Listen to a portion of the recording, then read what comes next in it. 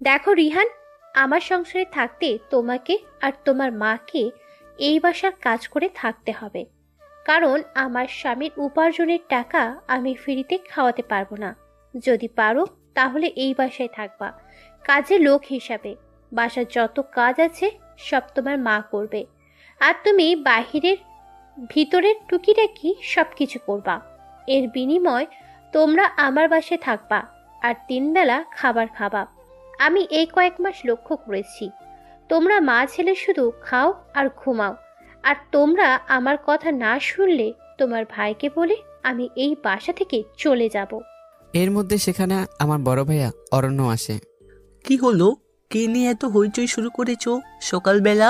দেখো ভাইয়া, ভাবি বলতেছে আম্মুর এই অসুস্থ বৃদ্ধ অবস্থায় না কে বাসায় থাকতে হলে কাজ করে থাকতে হবে, আর আমাকেও কাজ করে খেতে হবে। তা নয় তো কি, তোমাদেরকে ফিরি ফিরি খাওয়াবে নাকি? কাজও করবা না, কিন্তু 3 বেলা তো ঠিকই খাবার জোটে পেটে। আচ্ছা, আমি রাজি, সমস্যা নেই। রিহান, রাগ করিস কেন বাবা? বৌমা তো ঠিক বলেছে, কাজ না করলে শুধু শুধু আমাদেরকে কেন খাওয়াবে? এই বুড়ি, আমাকে বৌমা বলবি না, মেম সাহেব বলবি। কি? চোখ এত বড় করিস কেন? যেটা বলছি সেটাই করবি, তোরা মা ছেড়ে। আর তা না হলে ঘাড় ধাক্কা দিয়ে বের করে দিব তোদেরকে। আমার স্বামী কত বড় লোক, আর তোরা এত গরিব, কিভাবে সম্ভব? আমি মানতেই পারছি না। তোদেরকে দেখলেও কেমন যেন আমার বমি আসে। আচ্ছা, যা তোরা রুমে যা। চল বাবা, আর একটা কথাও বলিস না। মেম সাহেব যা বলে তুই তা শোন, আমার জন্য হলেও। এরপর আমি আর আমার মা ভেতরে চলে গেলাম। তুমি আমার ভাই আর মায়ের সাথে এভাবে কথা না বলতে পারতে? তুমি চুপ করো, তোমার আদর পেয়েই এমন হলো। আজকে ওদেরকে না রেখে বাসায় কাজের মানুষ রাখলে এর থেকে বেশি ভালো হতো। শুধু তোমার ভাই আর মা বলে তেমন কিচ্ছু বলছি না। আর আমার কথার উপরে যদি তুমি কোনো কথা বলো, তাহলে তোমাকে সাথে সাথে তালাক দিয়ে বাপের বাসায় চলে যাব। তখন এই ভাই আর মা নিয়ে থাকিও। আচ্ছা, তুমি যা বলো তাই, এত রাগ করার কিছু নেই। আমি অফিসে যাচ্ছি। সাবধানে যেও। এইদিকে আমি চুপ করে বসে আছি আর আগে ফুলতেছি। অন্যদিকে আমার মা বসে বসে কান্না করছে। কি করবে, সন্তানকে তো পেটে ধরেছে, তাই না? সন্তান যতই ফেলে দেখ, মা তো আর ফেলতে পারবে না। আমি রাগ কিছুটা কন্ট্রোল করে বললাম, মা, আজকে আমরা এই বাসা থেকে চলে যাব। অন্য কোথাও আমি বাসা ভাড়া নেব, আর তুমি বাসায় বসে বসে খাবে। আমি এই বাসায় আর থাকতে পারছি না, আমার দম বন্ধ হয়ে আসছে। ভাইয়াও চুপ করেছিল, তোমাকে এত অপমান করলো, কিন্তু ভাইয়া চুপ করে শুনলো। এখানে আমরা থাকার চেয়ে না থাকাই ভালো। আমি তো কাজ করতে জানি, তাহলে কিসের এত টেনশন? আমরা মা আর ছেলে অনেক ভালো থাকবো। চলো মামার সাথে। বাবা, আমাদের দিকে হলেও তুই এখানে থাকতে হবে। ওরা যদি আমাদেরকে ওদের জুতা মুছতে বলে, তাহলেও আমরা মুছবো। কারণ তোর বাবা মরার আগে আমায় বলে গেছে, যতদিন আমি বাঁচি ততদিন যেন তোদের দুজনের সাথেই থাকি, আর তোদের দুজনকে কোনো রকম কষ্ট না দেই। তোদের সাথে মিলেমিশে থাকতে হবে বলছে। কিন্তু মা, আমি যে তোমাকে এত অপমান সহ্য করবে সেটা আমি করতে দিতে পারবো না। আমিও তো কষ্ট পাচ্ছি, তাহলে আমার দিকে কেন তাকাও না মা? বাবা, তোর মতো ছেলে যেই মায়ের আছে, সেই মা সত্যি অনেক লক্ষ্মী। তোর বাবা ও ছোটবেলায় তোকে বেশি ভালোবাসতো, আর আমায় বলতো, মনোয়ারা দেখো, রিহান তোমাকে কোনো দিনও কষ্ট দিবে না, সে তোমাকে সব সময় আগলে রাখবে। রিহান অনেক ভালো ছেলে। এখন দেখি তোর বাবা ঠিকই বলছে। এখন তোর কষ্ট হলেও তুই আমার জন্য আমার দিকে তাকিয়ে ওদের সব শর্ত মেনে নে বাবা। আমি জানি জীবনও দিতে রাজি আসুস, আর আমি আল্লাহর কাছে সব সময় দোয়া করি, আল্লাহ যেন তোকে অরণ্য থেকেও বড় কিছু করে দেয়।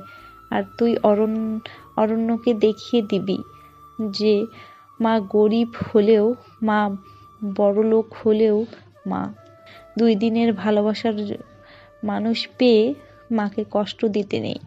কিন্তু মা, তোমাকে কাজের লোক বানাবে আর আমি তা দেখবো?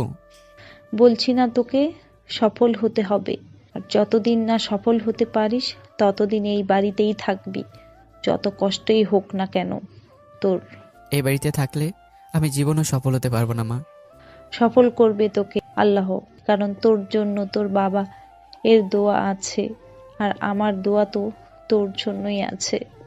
ইনশাআল্লাহ তুই অনেক বড় হবি, অনেক বড় কিছু হবি। হয়তো এমনও হতে পারে যে অরণ্য তোর কাছে ক্ষমাও চাইবে, আর তার বউ তোর হাতে পায়ে ধরবে। তখন তুই তোর এই অপমানের প্রতিশোধ নিতে পারবি। আচ্ছা মা, তুমি সকালে গ্যাসের ওষুধ খেয়েছো? না রে বাবা, গতকালকেই ওষুধ শেষ হয়ে গেছে। অরণ্যকে বলছি, কিন্তু তার নাকি আনতে মনে ছিল না। সকালে তার বউকে বলছি, সে বলছে এখনো বেতন পায়নি, পারবে না। 250 টাকার গ্যাস আনবে, তাতে বেতন হবে? মা, এইসব আমার আর সহ্য হয় না গো। এই বাসায় থাকলে তোমার হায়াত অর্ধেক আগেই শেষ হয়ে যাবে।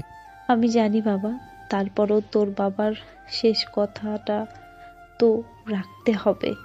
আচ্ছা তুমি বসো, আমি একটা গ্যাস নিয়ে আসছি। আর কত আনবি তুই? তোর জীবনটা সব আমাদের পেছনে শেষ করে দিলে তোর ভবিষ্যতের এর দিকে একটু তাকা এবার বাবা। আমার ভবিষ্যতে তুমি মা। আমি ওষুধ আনতে চলে গেলাম। এর মধ্যে চলুন সংক্ষিপ্তভাবে একটু পেছনের ঘটনা জেনে আসি।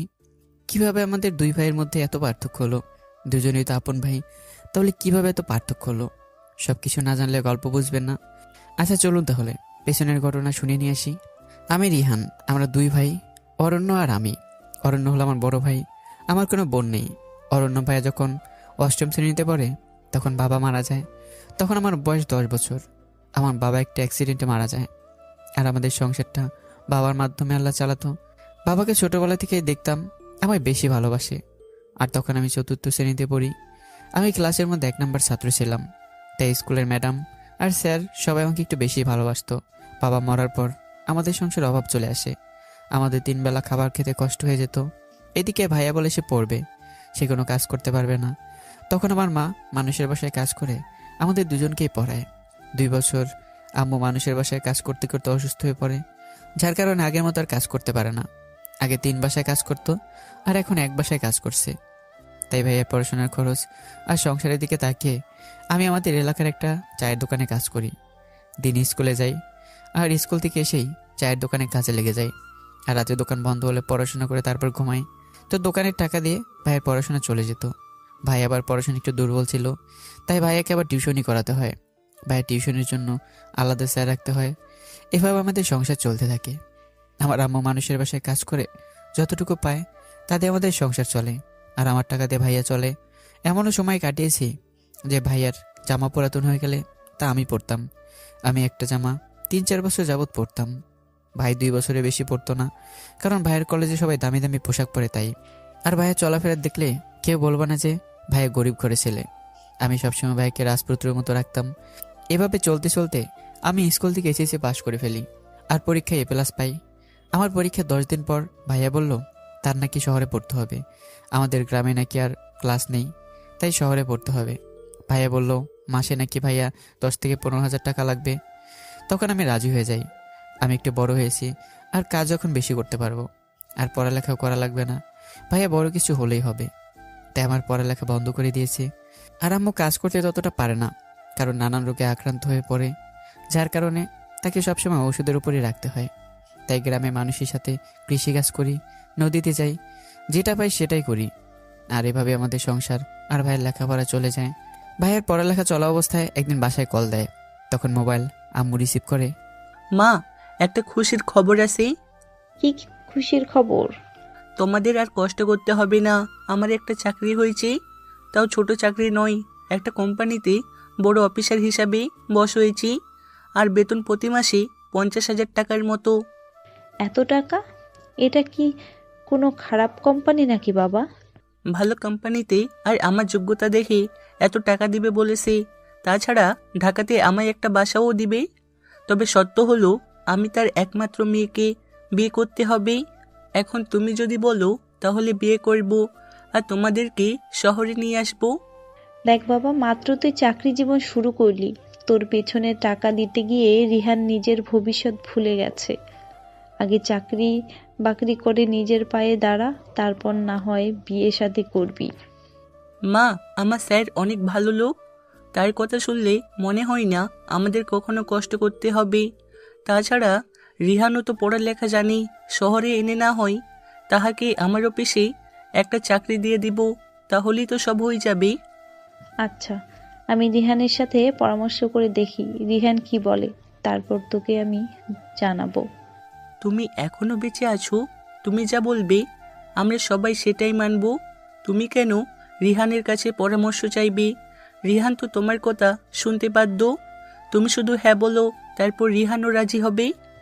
আচ্ছা, তাহলে আমি দেখি কবে আসা যায়। হাওয়ালদারের দোকানে তোমাদের জন্য 20,000 টাকা পাঠিয়েছি। তোমরা সেই টাকা নিয়ে নতুন জামা কাপড় কিনবা, তারপর শহরের মানুষের মতো সাজুগুজু করে আসবা। কেউ যেন বুঝতে না পারে যে তোমরা গ্রামের মানুষ। আমার শ্বশুরবাড়ির লোকেরা অনেক বড় লোক। ঢাকা শহরে তার 8টা নিজস্ব বাড়ি আছে, তারপর বড় বড় 10টা কোম্পানি আছে। আচ্ছা। এরপর আমি বাসায় আসার পর আম্মু আমাকে সব বলে। আমি সব কিছুতেই খুশি, শুধু আমি ঢাকা যেতে রাজি হলাম না। কিন্তু আমার আম্মু অনেক জোর করে রাজি করায়। এরপর আমি আর আমার আম্মু ঢাকা চলে গেলাম। এরপর ঢাকা যাওয়ার পর ভাইয়া আর মিঞ্জুর বিয়ে হয়। বিয়ের পর কয়েক মাস চলে গেল, আর আজকের এই ঘটনা ঘটলো। আমি আপনাদেরকে সংক্ষিপ্ত ঘটনা বলতে বলতে ডাক্তারের কাছে চলে আসলাম, আর এসে একটা গ্যাস নিয়ে চলে গেলাম আমার আম্মুর কাছে। এরই মধ্যে আমার ভাবি সেখানে আসলো। এই যে বুড়ি, ঘরটা পরিষ্কার করে নে। আজকে বাসায় আমার ছোট বোন আসবে লন্ডন থেকে। সে বাংলাদেশে এসে প্রথম আমার বাড়িতে উঠবে, কারণ আমার বাবা মা 3 মাসের জন্য গতকালকে দেশের বাইরে গেল ঘুরতে। আর এই যে রিহান, তোমাকে বলছি, ড্রাইভারের শরীর ভালো না, তাই সে আসেনি। আর আমিও আসতে না বলেছি। আজ থেকে তুমি গাড়ির ড্রাইভারি করবা, তাই বিকালের দিকে আমার ছোট বোন অহনাকে নিয়ে আসবা। আমি তো তাকে চিনি না। তোমার চেনা লাগবে না, সে তোমাকে খুঁজে বের করবে। সে তো তোমার মতো আর অশিক্ষিত না যে কিছুই চিনবে না। আচ্ছা। বিকালে যাবার সময় বাসার মোবাইল সাথে করে নিয়ে যাবা। আর মোবাইলের মধ্যে অহনার আগের কিছু ছবি আছে। তাছাড়া অহনায় তোমাকে খুঁজে বের করতে পারবে, কারণ অহনা সবকিছু মোটামুটি চেনে। আর শোনো, এই নাও বাজারের ব্যাগ, বাজার করে নিয়ে আসো। এখানে টাকা আর লিস্ট আছে, সাবধানে আসিও, বাজারের যেন কোনো ক্ষতি না হয়। এরপর ভাবি আমার হাতে বাজারে ব্যাগটা ধরিয়ে দিয়ে চলে গেল। মা, তুমি বিশ্রাম করো, আমি ঘরের কাজ শেষ করে তারপর বাজারে যাব। না, তুই বাজারে যা, তা না হলে দেরি হয়ে যাবে। আমি করতে পারবো সব কাজ। এত কথা বলো কেন? হ্যাঁ, চুপ করে বসে থাকো। এবার আমি বাসা ধুয়ে ফেলি, আর বাকি কাজ শেষ না হওয়ার আগেই ভাবি দেখে ফেলে যে আমি কাজ করছি। রিহান, তোকে বলছি না বাজারে যেতে? বাজারের সময় শেষ হলে বাজার যাবি? ওই বুড়ি কি করে যে তোকে তার কাজ করতে দিল? মা অসুস্থ, তাই আমি মায়ের কাজটা শেষ করে বাজারে যাচ্ছি।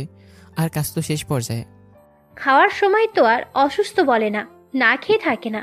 তাহলে কাজের সময় অসুস্থ বলে কাজে ফাঁকি দিচ্ছে কেন? আমার রাগে পায়ের রক্ত যেন মাথায় উঠে গেল, কিন্তু মা আর বাবার শেষ ওসিয়তের দিকে তাকিয়ে নিজেকে কন্ট্রোল করে নেই। তারপর বাজারে চলে গেলাম। ঘরের কাজ সম্পূর্ণ করে তাড়াতাড়ি বাজার করে নিয়ে আসি।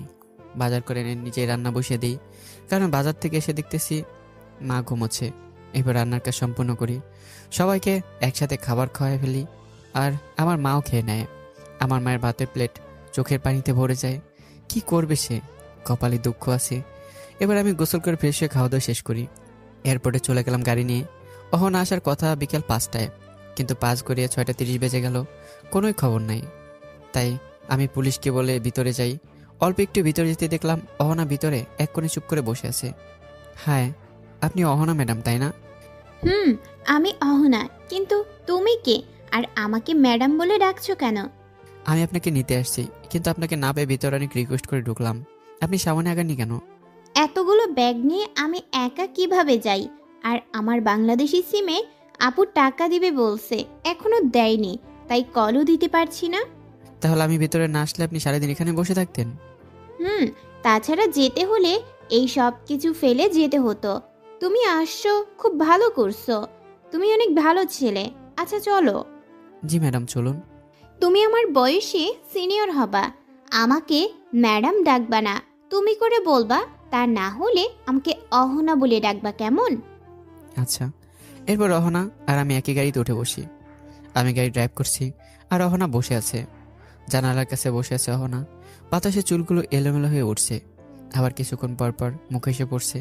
খুবই ভালো লাগছে অহনাকে এই অবস্থায়। আচ্ছা, তোমার নাম কি আর তোমার বাসা কোথায়? আমার নাম রিহান আর আমার বাসা গ্রামে। গ্রামের নাম কি? ভোলা চিনেন? বরিশাল ভোলা? জি। চিনবো না কেন, আমার এক বান্ধবী আছে, তার বাড়িও ভোলা। ভোলার মানুষ অনেক ভালো হয় আমার জানা মতে। আগে শুধু শুনেই আসছি, আজকে তোমাকে দেখে প্রমাণও পেলাম। আমিও ভাবছি সামনে বিয়ে শাদী করলে ভোলাতেই করব। আর আপনি কি পাগল নাকি? আপনারা কত বড় লোক, আর ভোলার মানুষ এত বড় লোকও না। ভোলার মানুষ গরিব বেশি, আর আপনাদের সাথে তাদের মিলবে না কখনোই। সবাই তো আর গরিব না, তাছাড়া গরিব হলে কি হবে, তাহাদের মন মানসিকতা অনেক ভালো, ব্যবহারও অনেক ভালো, নম্র ভদ্র শান্তশিষ্ট, আর শিক্ষিতও আছে অনেক। আচ্ছা, আগে আপনি ভেবে চিন্তা করে নেন। আসছেন মাত্র এতদিন পর দেশে, আগে দেশের অবস্থা জানেন বুঝুন, তারপর না হয় আপনার সিদ্ধান্তে আপনি বলবেন। তুমি ঠিক কথা বলছো, তোমার তো ভালোই জ্ঞান আছে। তুমি পড়াশোনা করেছো? জি, আমি পড়াশোনা করিনি। এরপর অহনা কিছু জিজ্ঞেস করলে আমি চুপ হয়ে থাকি। অতপর আমি গন্তব্যস্থানে পৌঁছে গেলাম। এরপর সেখানে ভাবি আসে। কিরে, কেমন আছিস? আর এত দেরি হলো যে? আরে আর বলিস না আপু, আমি এসে এত ব্যাগ রেখে বেরিয়ে আসতে পারিনি একা, তাই বসেছিলাম। ভাগ্য ভালো রিহান ভিতরে ঢুকে আমায় খুঁজে বের করেছে, তা না হলে আমি বসেই থাকতাম। ও আচ্ছা, সরি রে, আমি তোর মোবাইলে টাকা দিতে মনে ছিল না। আচ্ছা সমস্যা নেই, ভিতরে চলো। এরপর অহনা ভিতরে গেল। এরই মধ্যে আমি ব্যাগ নিয়ে তাদের পিছু পিছু চলতে থাকি। ভিতরে যেতেই অহনা আমার আম্মুকে দেখে। আপু, ইনি কে এত বৃদ্ধ অবস্থায় কাজ করছে? আমাদের বাড়ির কাছের লোক। আমি বলেছিলাম এত বৃদ্ধ হয়েছে আর কাজ না করতে, কিন্তু সে কাজ না করে থাকতে পারছে না, তাই যখন ভালো লাগে তখন কাজ করে। তুমি কাজ করতে না দিলে করে কি করে? তুমি হয়তো ভুলে গেছো ছোটবেলায় আমাদের মা আমাদের দু বোনকে রেখে মারা গেছে, আর বাবা দ্বিতীয় বিয়ে করে আমাদের মুখের দিকে কি তাকিয়ে, কিন্তু সে আমাদেরকে দেখতেই পারে না। এখন তুমি এই আন্টিকে দিয়ে কাজ করালে আম্মু কবর থেকে বকা দিবে তো। আমাদের মা বেঁচে থাকলে তো আজ এমন হতো, তাহলে কি তুমি তাকে দিয়ে কাজ করাতে? এরপর অহনা আম্মুর কাছে থেকে ময়লা ঝুড়ি আর ঝাড়ু নিয়ে নিল। আজ থেকে তুমি আমাদের বাড়ির মুরব্বি, আর কোনো কাজ করবে না। যতদিন বাঁচবে ততদিন এই বাসায় থাকবা, আর ঠিকমতো খাওয়া দাওয়া করবা, নামাজ পড়বা, আর মনে করবা তোমার আমার দুইজন মেয়ে, আর তোমার যত ঔষধ আর যাবতীয় প্রয়োজনীয় সব কিছু দেওয়া হবে। অহনার এরকম ভালোবাসা দেখে আমার আম্মু অহনার হাত ধরে কান্না করে দেয়। অহনা কিছুটা অবাক হলো কান্না দেখে। আর অপরদিকে তার বড় বোন রাগে ফুলতেছে। অহনার এমন মানবতা দেখে তার গা জ্বলছে। অহনা, মাত্রই আসছো, আর এতে এত কিছু দিকে তাকানোর প্রয়োজন নেই। আর তুমি ভুলে যেও না, তুমি লন্ডনে বড় হয়েছো। আর সবাইকে মা ভাবিও না, সবাই মা হতে পারে না। কাজের মানুষ কাজের মানুষই, তারা কখনোই মালিকের মা হতে পারে না। আর যখন তখন সবার হাত ধরবে না, সবার হাত সবসময় পরিষ্কার থাকে না। আর শোনো, যে কথাগুলো বলছি সেগুলো যেন দ্বিতীয়বার বলা না লাগে। আর তুমি তো জানো আমার রাগ সম্পর্কে। আচ্ছা আপু, সরি আপু। যাও, নিজের রুমে গিয়ে রেস্ট নাও আর ফ্রেশ হয়ে নাও। রাতে তোমার ভাইয়া আসলে একসাথে ডিনার করব। আচ্ছা। এই রিহান, অহনার রুমে অহনার ব্যাগগুলো নিয়ে যাও, আর ওর রুমে কিছু অগোছালো থাকলে গুছিয়ে দিও। আচ্ছা। এরপর অহনা নিজের রুমে চলে গেল, আর আমিও অহনার রুমে গিয়ে ব্যাগপত্র গুছিয়ে রাখি আর টুকিটাকি কাজ করে দেই। এরপর আম্মুর কাছে চলে আসি। রুমে এসে দেখি আমার মা কাপড় মুখে দিয়ে কান্না করছে। তোমাকে বলেছিলাম না এখানে থাকতে পারবে না তুমি, এখানে মানুষের কোনো দাম নেই। তুমি পেরে ধরেছ। হাস, সে বিয়ে করে তোমায় পরিচয় দিচ্ছে তুমি কাজের মানুষ। দেখো মা, আমি তোমার সন্তান, আর পৃথিবীতে কোনো সন্তান এসব সহ্য করতে পারবে না। আমি আর সহ্য করতে পারছি না মা, প্লিজ চলো আমরা এখান থেকে চলে যাই। প্লিজ বাবা, আমি তোর সব কথা রাখতে পারবো, কিন্তু এই বিষয়ে তুই কোনো কিছু আমায় বলিস না। এটা তোর কাছে আমার অনুরোধ বাবা। কিন্তু আমি তো সহ্য করতে পারছি না। আমি বেঁচে থাকতে তোমাকে এত অপমান করবে, আমি তা দেখবো কি করে বলো মা? আমি এখনো বেঁচে আছি, দেখি পানি কোন পর্যায়ে গড়ায়। তাছাড়া উপরে একজন তো সব কিছু দেখতেছে, আর তোর জন্য আমার দোয়া সব সময় আছে। তোমাকে আমি আর বোঝাতে পারবো না, তোমার যা ইচ্ছা তুমি করো, আমি আর কিচ্ছু বলবো না। এটা বলে আমি হনহন করে রুম থেকে বের হয়ে গেলাম। এদিকে অহনা ফ্রেশ হয়ে পুরো বাড়িটা ঘুরে দেখতে লাগলো। দেখতে দেখতে আমার আম্মুর রুমের কাছে চলে আসে। এসে দেখে আমার আম্মু বসে বসে কান্না করছে। অহনা ভেতরে গেল। কি ব্যাপার আন্টি, তুমি কান্না করছো কেন? অহনার আওয়াজ পেয়ে আমার আম্মু চোখের পানি মুছে স্বাভাবিক হয়ে গেল। কই না তো মা, আর তুমি এই রুমে আসলে কেন? তোমার আপু দেখলে তোমায় বকবে। দেখবে না, কিন্তু আপনি কান্না করছেন কেন আমায় বলুন। কই, আমি তো কান্না করিনি। এরই মধ্যে ভাবির আওয়াজ পায় অহনা। বুয়া, ওই বুয়া, অহনা তার আপুর গলার আওয়াজ পেয়ে আলমারির পিছনে লুকিয়ে গেল। আমার বোন আসছে, রাতের সবাই একসাথে খাবে, তাই রান্নাঘরে চলে যাও, তাড়াতাড়ি রান্না করো। আর তুমি আমার বোনকে তোমার আসল পরিচয় দেবে না, তাহলে কিন্তু তোমাকে ঘাড় ধাক্কা দিয়ে বাসা থেকে বের করে দিব। আর একটা কথা মন দিয়ে শুনে রাখো, আমার বোন থেকে সবসময় দূরে থাকবা, তার সাথে মিশবে না, কেমন? আচ্ছা। এরপর ভাবি দাঁড়িয়ে থেকেই আমাকে এবং আমার আম্মুকে রান্না করে পাঠিয়ে দিল। এরপর সে ওখান থেকে সরে গেল। সবার কথাই অহনা সব শুনতে পেল, তাই অহনার মনে আর বোঝার বাকি কিছু রইল না, যেখানে নিশ্চয়ই একটা ঘাবলা আছে। এটা আমার বাহির করতেই হবে, কিন্তু কার কাছে জানবো?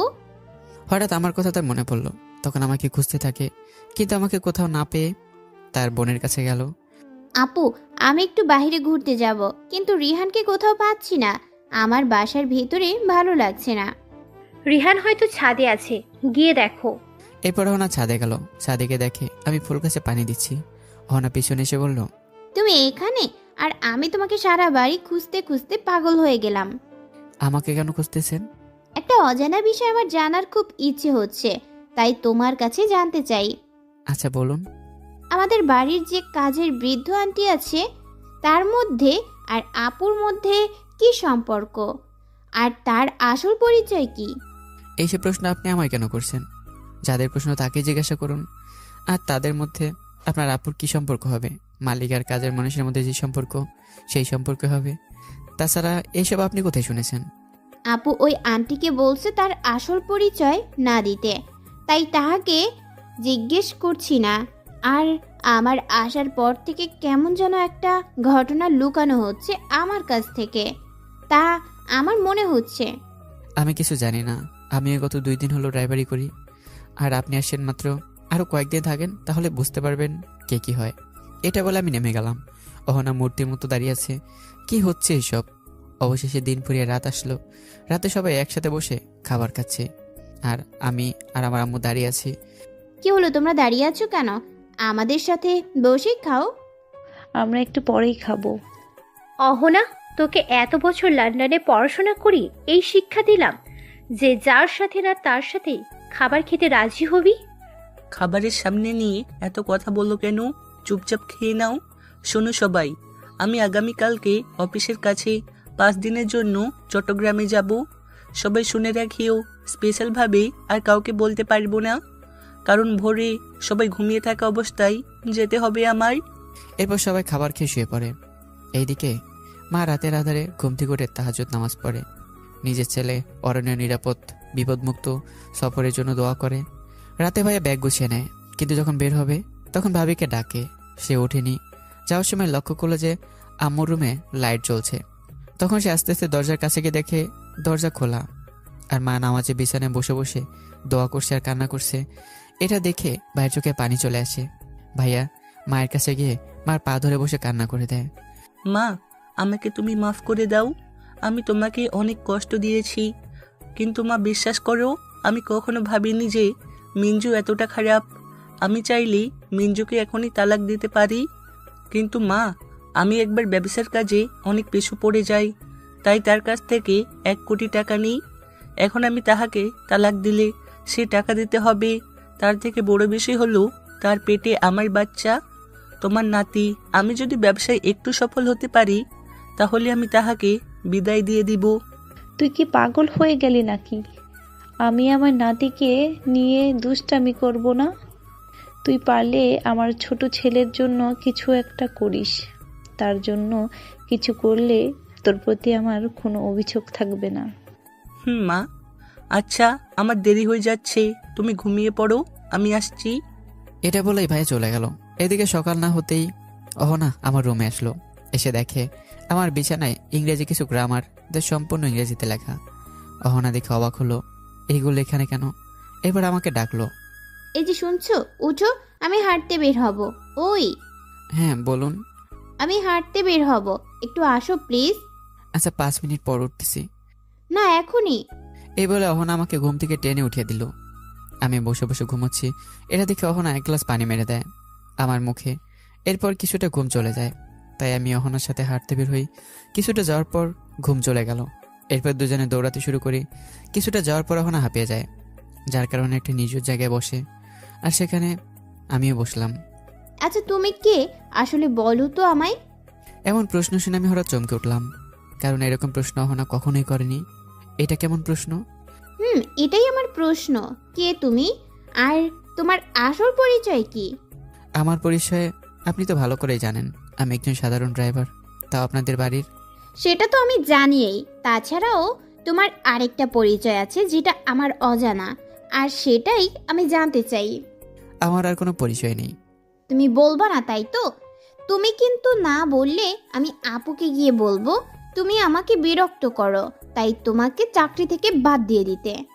এটাই তো পারবেন আপনারা বড় লোকরা, এটা ছাড়া তো আর কিছুই করতে পারবেন না। আপনাদের টাকা পয়সা আছে, আপনাদের যখন যা ইচ্ছা তাই করতে পারেন। আপনি মনে করেছেন আমি আপনার কাছে হাত জোর করে বলবো? প্লিজ ম্যাডাম, আপনার আপুকে কিছু বললেন না, আমি এই চাকরিটা হারাতে চাই না, প্লিজ ম্যাডাম। তাহলে আপনি ভুল ভাবছেন, কারণ আমি এই কয়েদখানাতে 1 মুহূর্ত আর থাকতে চাই না। তুমি যেহেতু আমার কাছে হাত জোর করে বলবা না, তাহলে আমি হাত জোর করে বলবো। মানে? ওহন আমার হাতটা ধরে বলল, প্লিজ তুমি আমাকে বলো তোমার আসল পরিচয়টা কি। আমি তোমার কাছে হাত জোর করে বলছি, কারণ আমি কোনো কিছু অসম্পূর্ণ রাখতে পারি না। সেই প্রথম দিন থেকে তোমাকে দেখেই আমার মনে হচ্ছে তোমার আসল পরিচয়ের বাইরে আরেকটা পরিচয় আছে, যেটা আমার জানা খুবই দরকার। প্লিজ বলো। আরে কি করছেন, হাত ছাড়ুন। বলতে পারি, তবে একটা শর্ত আছে। কি শর্ত বলো, আমি সব শর্ত রাখতে রাজি আছি। আগে তো শুনবেন, তারপর না হয় বলবেন। বলো। এটা শোনার পর আপনি আপনার আপুকে কিংবা আপনার দুলাভাইকে কিছু বলতে পারবেন না। আর এটা শোনার পর আপনি আমার সাথে আগের মতোই কথা বলবেন, কথার ভিতরে কোনো পরিবর্তন যেন না হয়। আমি সব শর্তে রাজি আছি। আপনার বড় বোন আমার ভাবি, আমার বড় ভাই আপনার দুলাভাই অরণ্য আমার আপন বড় ভাই, আর আপনাদের বাসায় যে কাজে বৃদ্ধ মহিলা আছে মনোয়ারা, সে হলো আমার আর আমার ভাইয়া অরণ্যর জন্মদাতা মা। ছোটবেলায় আমাদের বাবা মারা যায়, অনেক কষ্টে আমি আর মা কাজ করে ভাইকে পড়াশোনা করিয়েছি। আর ভাইয়ের পড়াশোনা শেষ হতেই আপনার বোন মানে আমার ভাবির সাথে রিলেশনে যায়, আর রিলেশনের 5 মাস পর আমাদের জানায় যে ওরা বিয়ে করে নেয়। আর বিয়ের পর কয়েক মাস ভালোই ছিল আপনার বোন। আপনার আব্বু মানে ভাইয়ার শ্বশুর দেশের বেড়ে যাওয়ার পর থেকেই তার ব্যবহার অন্যরকম হয়ে গেল। আমার মা যদি তার কাছে থাকতে হয় তাহলে তার বাড়ির কাজ করে তারপর থাকতে হবে। আমি মাকে কয়েকবার বলেছিলাম, কিন্তু বাবার শেষ কথা ছিল মা যেন মরার আগ পর্যন্ত আমাদের 2 ভাইয়ের সাথেই থাকে। তাই মা এত অপমানিত হয়েও চুপ করে আছে। কথাগুলো বলতে বলতে আমার চোখ দিয়ে পানি গড়িয়ে পড়লো। আর অহনা তো চোখের পানি মুছে শেষ করতেই পারছে না। অহনা ঘটনা শুনে যেন আকাশ থেকে পড়লো। অহনা ভাবতেই পারিনি যে তার বোন এতটা খারাপ। তুমি পড়াশোনা করনি? হ্যাঁ করেছি তো, এসএসসি পরীক্ষাও দিয়েছি আর A+ও পেয়েছি, কিন্তু ভাইয়ের পড়াশোনার কারণে নিজে আর পড়তে পারিনি। সেই প্রথম শ্রেণী থেকেই ক্লাসে 1 নম্বরই ছিলাম। সামনে এসএসসি পরীক্ষা দেব, ভাবি জানলে বকবে, তাই রাতে সবাই ঘুমানোর পর পড়তে হয়। এই জন্য সকাল উঠতে কষ্ট হয়। আর মাত্র কয়েকদিন বাকি আছে, সামনের মাসের 1 তারিখে আমার পরীক্ষা। আমি তোমাকে প্রথম দেখে বুঝেছি তুমি শিক্ষিত ছেলে আর মেধাবী ছেলে। আর আজকে তোমার রুমে গিয়ে ইংরেজি গ্রামার দেখে আর একটু সিরিয়াস হয়েছি। আচ্ছা, আমার আপু এত কিছু করেছে, ভাইয়া কিছু বলছে না? ভাইয়া কি বলবে? ভাইয়া গরিব ঘরের সন্তান, ব্যবসা করে তোমার আপুর টাকা দিয়ে। সে এর আগে শুনলাম ব্যবসাতে মার খেয়েছে, তাও সে তোমার আপুর ভাই কিছু বলছে না। ও আচ্ছা, ঠিক আছে, আমি দেখি কি করার যায়। প্লিজ প্লিজ আপনি কিছু করবেন না, যা শুনেছেন তো এখানেই বলে যান। ভুলে যাব একটা শর্তে। কি শর্তে? আমার বন্ধু হতে হবে। আজ থেকে তুমি আর আমি বন্ধু। কি বলেন আপনি? বাড়ির মালিকের আদরের বোন আর আমি কাজের লোক, আপনার সাথে আমার বন্ধুত্ব হয় কি করে? বেশি ঢং করলে কিন্তু আপুকে সব বলে দিব। তাছাড়া তুমি কিন্তু এখন আমার বেয়াই, তাই বেয়াই আর বেআইন হলো বন্ধু। দুষ্টামি ফাজলামি সব হবে। বন্ধু হতে পারি, কিন্তু বন্ধু এটা বাড়ির বাইরে, ভেতরে না।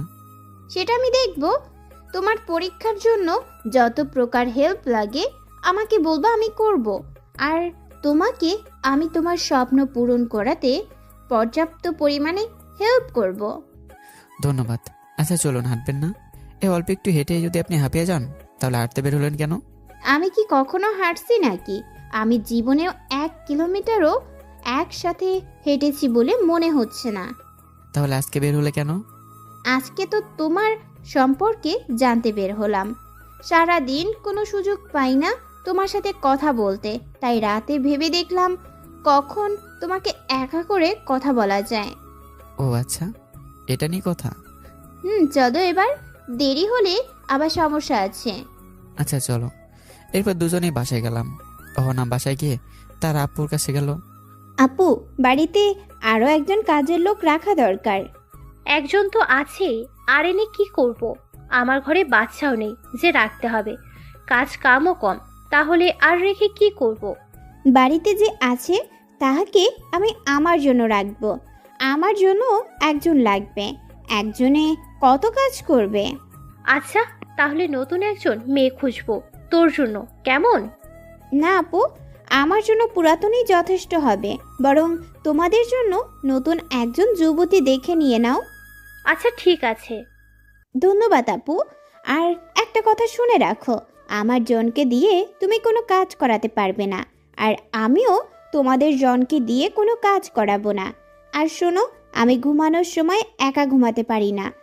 আমার রুমে আজ থেকে সেই আন্টি ঘুমাবে।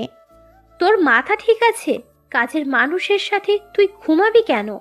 আপু, সে আমাদের মায়ের সমান, তাহাকে বারবার কাজের লোক বলিও না। আর আমি যদি তার সাথে ঘুমাতে পারি তাহলে তোমার সমস্যা কোথায় শুনি? যদি আমি এতটুকুও আমার মনের মতো চলতে না পারি তাহলে বলো আমায়, আমি যেখানে ইচ্ছে সেখানে চলে যাই।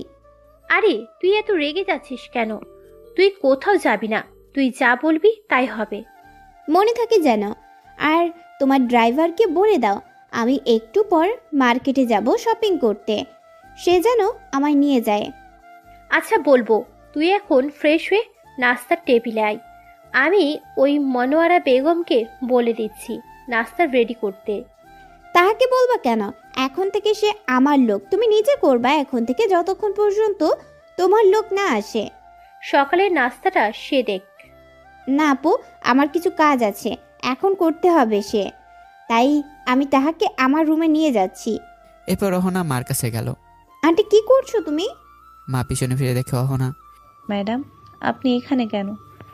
আমাকে ম্যাডাম বলতে নিষেধ করেছি না?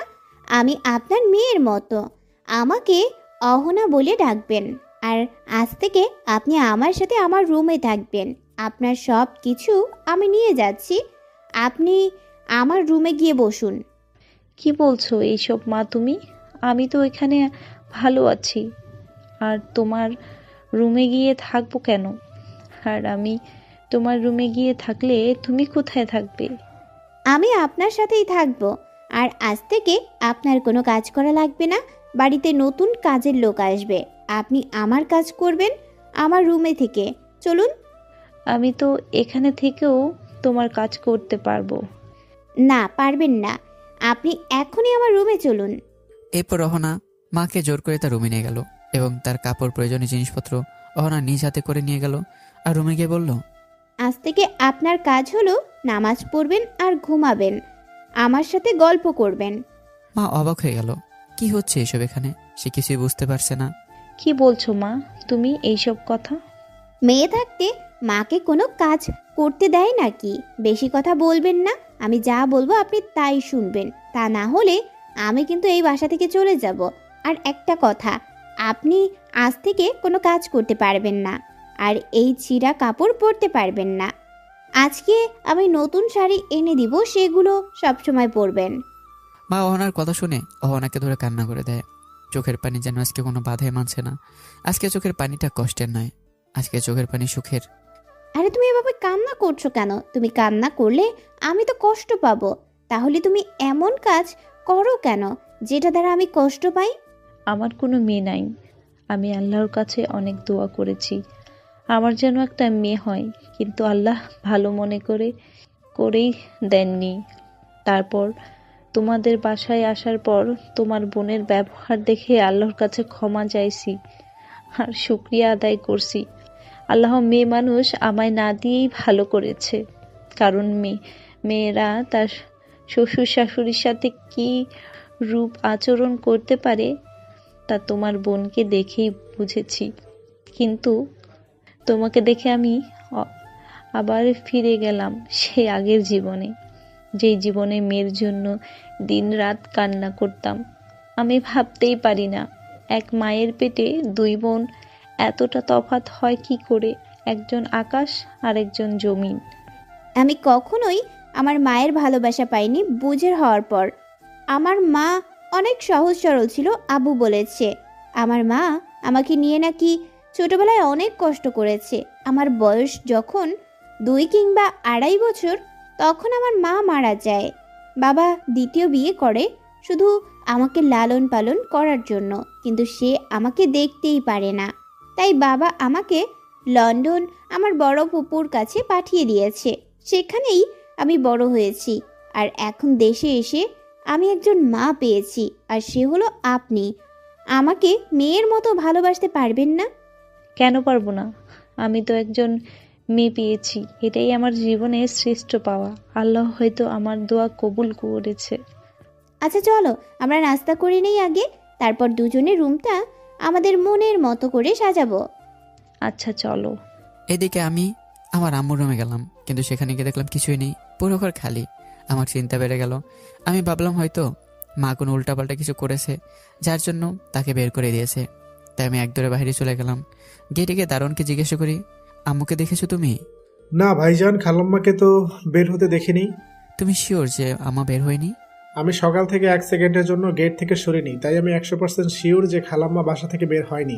তখন আমি বাসার ভিতরে চলে গেলাম। ভিতরে গিয়ে দেখি সবার সাথে বসে নাস্তা করছে। আমার মাকে দেখে আমার কলিজায় পানি আসলো। মনে হয় আর কিছুক্ষণ না দেখতে পেলে আমার দম বন্ধ হয়ে যেত। পর একটা নিঃশ্বাস ফেলে আমার মায়ের কাছে গেলাম, গিয়ে পিছন থেকে জড়িয়ে ধরে কান্না করে দিই। টেবিলে তখন অহনা আর আমার আম্মু ছিল শুধুমাত্র, আর ভাবি রান্নাঘরে ছিল। আমার কান্না দেখে আমার আম্মু জিজ্ঞাসা করলো, কি রে বাবা, তোর আবার কি হলো? এভাবে কান্না করছিস কেন? তোমাকে রুমে না দেখে আমার খুব ভয় লাগছে। আমি মনে করেছি কি না কি হলো, আমি তো পাগল হয়ে গেছিলাম। আচ্ছা, তোমার রুমে কোনো কিছু নেই কেন? সব কিছু কোথায় রেখেছো? পাগল ছেলে কথাকার, তোকে ছাড়া আমি কোথায় যাব? তুই যে একমাত্র আমার সম্বল। আন্টিকে আমার রুমে নিয়ে গেছি। আজ থেকে আন্টি আমার সাথে থাকবে, আমার সাথে ঘুমাবে, আর বাসার কাজ করার নিষেধ। শুধু নামাজ পড়বে আর খাওয়া দাওয়া করবে, ঘুমাবে। কিন্তু কেন? আজ থেকে ইনি আমার মা, তাই আমার মাকে আমি যেখানে ইচ্ছা রাখবো। বেশি কথা না বলে নাস্তা করতে বসো, আর নাস্তা করে দুজনে বের হব। আমি মার্কেটে যাব। আমি আর কিছু বললাম না। কিছুক্ষণ পর ভাবি নাস্তা নিয়ে টেবিলে চলে আসে। আজকে অনেক কাজ করেছে তাই ঘেমে গেছে, তবুও বোনের দিকে তাকে সব সহ্য করে নিচ্ছে। সবাই নাস্তা করতেছে। এরই মধ্যে বাসায় কলিং বেলের আওয়াজ হলো। আমি দরজা খুলতে গেলাম। দরজা খুলে দেখি গ্রামের একটা মেয়ে একটা ব্যাগ হাতে নিয়ে দাঁড়িয়ে আছে। কে আপনি? কাকে চান? এটা মিস্টার অরণ্য সাহেবের বাসা না? হ্যাঁ, কিন্তু কে আপনি? আমি জরিনা, এই বাসার নতুন কাজের লোক। এটা বলে মেয়েটা বাসার ভিতরে চলে আসলো। অহনা জিজ্ঞাসা করলো, তোমাকে বলছে কে আমাদের বাসায় কাজের লোক লাগবে? কাজের মেয়েদের একটা ফেসবুক গ্রুপ আছে, ওই গ্রুপে 1 ঘন্টা আগে একটা পোস্ট করা হলো মিঞ্জু খাতুন আইডি থেকে। ঠিকানা আমি আগে থেকেই চিনি, তাই আমি তাড়াতাড়ি চলে আসলাম, কারণ আমার চাকরিটা খুবই দরকার। বাহ বাহ, তুমি এত তাড়াতাড়ি আসছো, আমি খুব খুশি হলাম। তোমার ব্যবহারে আমি খুবই সন্তুষ্ট। তাহলে আমাদের সাথে নাস্তা করে নাও, তারপর থেকে কাজে লেগে যেও। আচ্ছা আপামনি। জরিনা দেখতে একটু সুন্দরী বটে, গ্রামের মেয়ে তো, তাই একটু বেশি সুন্দর লাগছে। আচ্ছা, তুমি ফেসবুকও চালাও? কি বলেন আপামনি, এটা ডিজিটাল বাংলাদেশ। শুধু ফেসবুকে না, TikTok, YouTube, Twitter, Instagram, imo, WhatsApp, Telegram সব কিছু চালাই। এইগুলো দিয়ে তুমি কি করো? কোথাও ঘুরতে গেলে ছবি তুলে ফেসবুকে দিই, আর স্পেশাল কিছু রান্না করলে টিকটকে ভিডিও বানিয়ে দিই, আর মাঝে মাঝে বাড়ির সকল রান্নার ভিডিও বানিয়ে ইউটিউবে ছাড়ি। আর ইনস্টাগ্রাম তো টিকটকের যমজ ভাই। আর পরিচিত মানুষের সাথে কথা বলার জন্য ইমো, হোয়াটসঅ্যাপ ব্যবহার করি। আর বিদেশি মানুষের সাথে মাঝে মধ্যে চ্যাটিং করার জন্য টেলিগ্রাম ব্যবহার করি। জরিনার কথা শুনে ভাবি আর অহনা মাথায় হাত দিয়ে বসে আছে। একটা কাজের মেয়েকে না এত কিছু ব্যবহার করছে।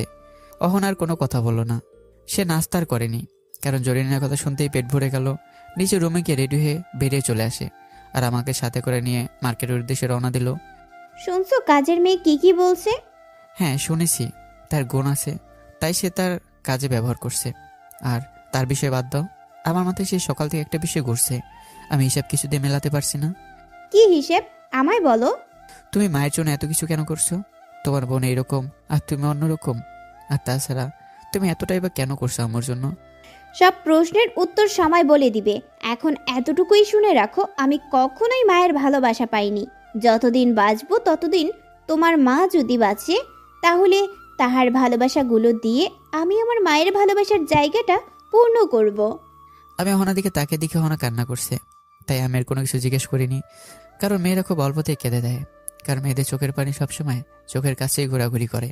আর মেয়েরা অল্পতে মানুষকে বিশ্বাস করে ফেলে, আর অল্পতেই ভালোবাসতে জানে, আবার অল্প কষ্টে কান্নাও করতে পারে। মেয়ে জাতি খুবই অদ্ভুত, বুঝতে খুবই মুশকিল। এবার আমি আর অহনা মার্কেটে গেলাম। কি ব্যাপার, তুমি এখানে আসছো কেন? এখানে তো ছেলেদের পোশাক। আমার ছেলেদেরই পোশাক লাগবে।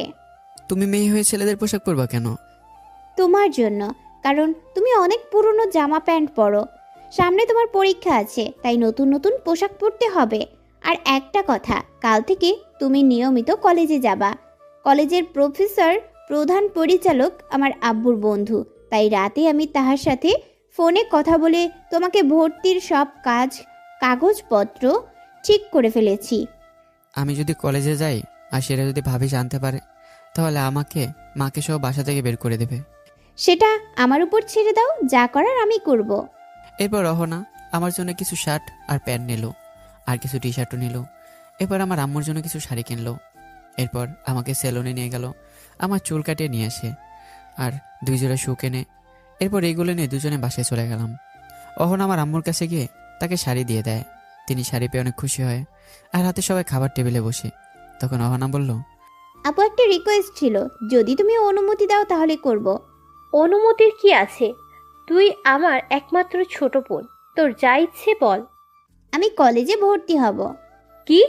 তুই তো তোর সব পড়া শেষ করে দেশে চলে আসিস, এখন বিয়ে শাদী করে সংসার করবি। আমি তোর জন্য ছেলের খোঁজ লাগিয়েছি, আর তুই কিনা পড়বি? আপু, এইচএসএস ক্লাসে আমার পড়তে ইচ্ছে করছে, প্লিজ আপু না করিও না। আর কারণ জিজ্ঞেস করিও না। 1 বছরও পড়বো না, শুধু পরীক্ষা পর্যন্ত পড়বো, মাত্র 28 দিন। আচ্ছা, তোর যা ইচ্ছা তাই কর, কিন্তু একটা কথা মনে রাখিস, তোকে আমার পছন্দর ছেলেকেই বিয়ে করতে হবে। এছাড়া যদি তোর ব্যাপারে উল্টোপাল্টা কিছু শুনি, তাহলে তোর কিন্তু খবর আছে। আরে কি বলছো এইসব? আমি তোমার পছন্দের ছেলেকেই বিয়ে করব। কিন্তু রিহানকে আমার কলেজের ড্রাইভার, এবং আমি ক্লাস শেষ না করা পর্যন্ত কলেজে বসে থাকবে। সব কিছুই ঠিক আছে, কিন্তু তুই ক্লাস করবি আর সে কলেজে থেকে কি করবে? তার তো বাসায় কাজও আছে, আর বাজার ইত্যাদি করতে হবে। বাজার করার জন্য আরেকজন লোক নিয়ে নাও না আপু। আচ্ছা, নতুন একজন ড্রাইভার নিব, আর রিহানকে পাশে রেখে দিব। নতুন ড্রাইভার তোর সাথে থাকবে। না আপু, নতুন ড্রাইভারকে আমি চিনি না, জানি না, তার সাথে আমি এক গাড়িতে চড়তে পারবো না, প্লিজ। আমি তোর কোনো কথাবার্তার আগামাথা কিছুই বুঝতে পারছি না। তোর যা ইচ্ছা কর, এখন তাড়াতাড়ি খেয়ে গিয়ে ঘুমা। আচ্ছা আপু। জরিনা, তুই আজ থেকে রিয়ানের রুমের পাশের রুমে ঘুমাবি। আর শোন, রিহানের দিকে একটু নজর রাখিস। আচ্ছা আপামনি। রিহানের দিকে নজর রাখতে মানে আপু? রিহান চোর নাকি পুলিশ? আর এত বড় একটা বাড়ি থাকতে রিহানের পাশের রুমে তুমি জরিনাকে দিচ্ছ কেন?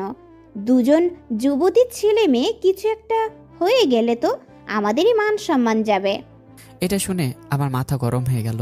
আমি অহনার দিকে রাগি লোকে তাকিয়ে আছি। অহনা আর চোখে দেখতেছে যে আমি রেগে মেগে আগুন হয়ে আছি। অহনা যে আর চোখে আমার দিকে তাকিয়ে আছে, আমি সেটা খেয়াল করিনি, তাই টেবিলের নিচে দিয়ে অহনাকে নিজে পা দিয়ে খোঁচা মারি। আমার বেখেয়ালির কারণে আমার খোঁচা গিয়ে লাগলো ভাবির পায়ে। ভাবি তো রেগে গেল। কি ব্যাপার রিহান, তুমি আমাকে খোঁচা মারছো কেন? সরি, আসলে পায়ে বিড়াল এসে বসলো তো, তাই লাথি মেরেছিলাম, বলে আপনার পায়ে গিয়ে পড়লো। অহনা মুসকে মুসকে হাসছে। আচ্ছা জরিনা, তুই আমাদের পাশের রুমে ঘুমাস, আর রিহানকে কিন্তু চোখে চোখে রাখিস। আমার বোন আসার পর থেকে তার চোখে কেমন জানি চোখের পাওয়ার বেড়ে গেল। আমি বিষয়টা খুব লক্ষ্য করেছি, আর যেন এমন কিছু দ্বিতীয়বার না দেখি। এরপর ভাবি খেয়ে তার রুমে চলে গেল। অহনা আর মাও চলে গেল। আমি বসে খাবার খাচ্ছি, আর সেই সাথে জরিনাও খাচ্ছে। জরিনা দেখতে শুনতে খুবই মিষ্টি একটা মেয়ে, সবসময় সাজুগুজু করে থাকে, আর তার ঠোঁটটা হালকা গোলাপি। হঠাৎ জরিনা আমাকে প্রশ্ন করে বসলো, আচ্ছা আপামনি, ছেলে মানুষ হয়ে এত সুন্দর একটা ছেলে বাড়িতে কাজ করেন কেন? পড়াশোনা জানলে তো চাকরি করতেও পারেন।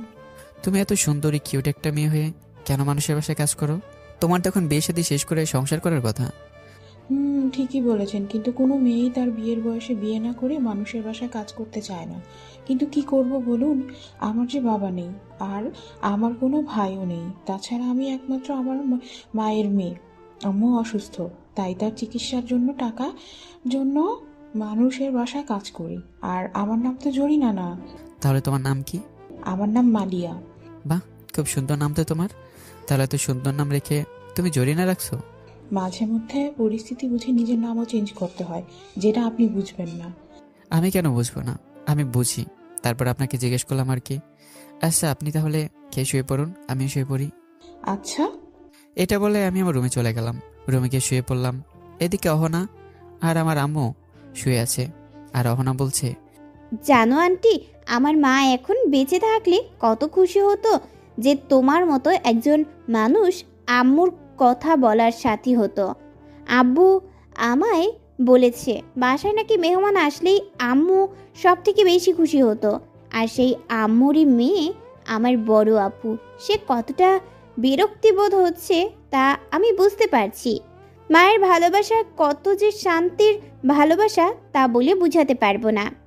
কথাগুলো বলে অহনা কান্না করে দেয়। অহনা কান্না করতে করতে যে কখন ঘুমিয়ে গেল সে নিজেও জানে না। পরের দিন সকালবেলা অহনা সবার আগে ঘুম থেকে উঠে পড়ে। তারপর উঠে আমার শার্ট প্যান্ট ইত্যাদি সব কিছু গাড়িতে নিয়ে রাখলো। এরপর নিজে ফ্রেশে আমাকে ডেকে নিয়ে আসে, গাড়িতে উঠে বসে। আর গাড়ির ভিতরেই আমি কিছুটা গিয়ে একটা নির্জন স্থানে গাড়িটা দাঁড় করে শার্ট প্যান্ট চেঞ্জ করি। এরপর আমি আর অহনা একসাথে গাড়ি নিয়ে কলেজের ভিতরে ঢুকে গেলাম। কলেজের ছেলেমেয়েরা তাকিয়ে আছে। তারা ভাবছে যে ইতিমধ্যে কখনো কলেজে এমন গাড়ি দেখেনি, আজ এত বড় গাড়ি কেন আসলো। কিন্তু গাড়ি থেকে একটা ছেলের একটা মেয়ে নামে, দুজনকে দেখতে সেই লাগে। কলেজের সকল স্টুডেন্ট তাকিয়ে আছে। এর মধ্যে কলেজের প্রিন্সিপাল মতিউর স্যার অহনার কাছে এসে বলে, তুমি অহনা? জি স্যার, আমি অহনা। বাহ, তুমি তো অনেক বড় হয়ে গেছো, আর অনেক সুন্দরও হয়ে গেছো। তো মামনি, তুমি হঠাৎ এখানে পড়তে চাইছো কেন? স্যার, পরীক্ষা পর্যন্ত আমরা দুজনে এখানে পড়ব। আর ও হলো রিহান, আমার আপুর দেবর। কিন্তু ও যে এখানে পড়ে এটা আপনি আপুকে বলবেন না। ও অনেক ভালো স্টুডেন্ট। আশা করি আপনাদের কলেজ থেকে পরীক্ষা দিলে কলেজের সুনাম হবে। তুমি বলছো আমি আর না করতে পারি? তাহলে আজ থেকে ক্লাস শুরু করবে? জি স্যার। আচ্ছা, আর শোনো, আমাদের বাসায় একদিন কফি খেতে এসো। অবশ্যই স্যার। তাহলে তোমরা ক্লাসে যাও। এরপর অহনা আর আমি ক্লাসে চলে গেলাম। এই দেখে মতিউর রহমান স্যারের মাথায় অন্য কিছু ঢুকে গেছে অহনাকে দেখে। তার একমাত্র ছেলে পুত্রবধূ করার ইচ্ছে জেগে গেল। যেই ভাবনা সেই কাজ। সাথে সাথেই অহনার আব্বু মানে শফিক চৌধুরীর কাছে কল দিল। কেমন আছো বন্ধু? ভালো আছি। তুমি এতদিন পর কি মনে করে আমায় মনে পড়লো? তোমার সাথে বসে একটু কফি খেতে চাইছিলাম। আমি তো দেশে নাই, আমি দেশের বাইরে আছি। 3 মাসের মধ্যে দেশে আসা হবে না মনে হয়।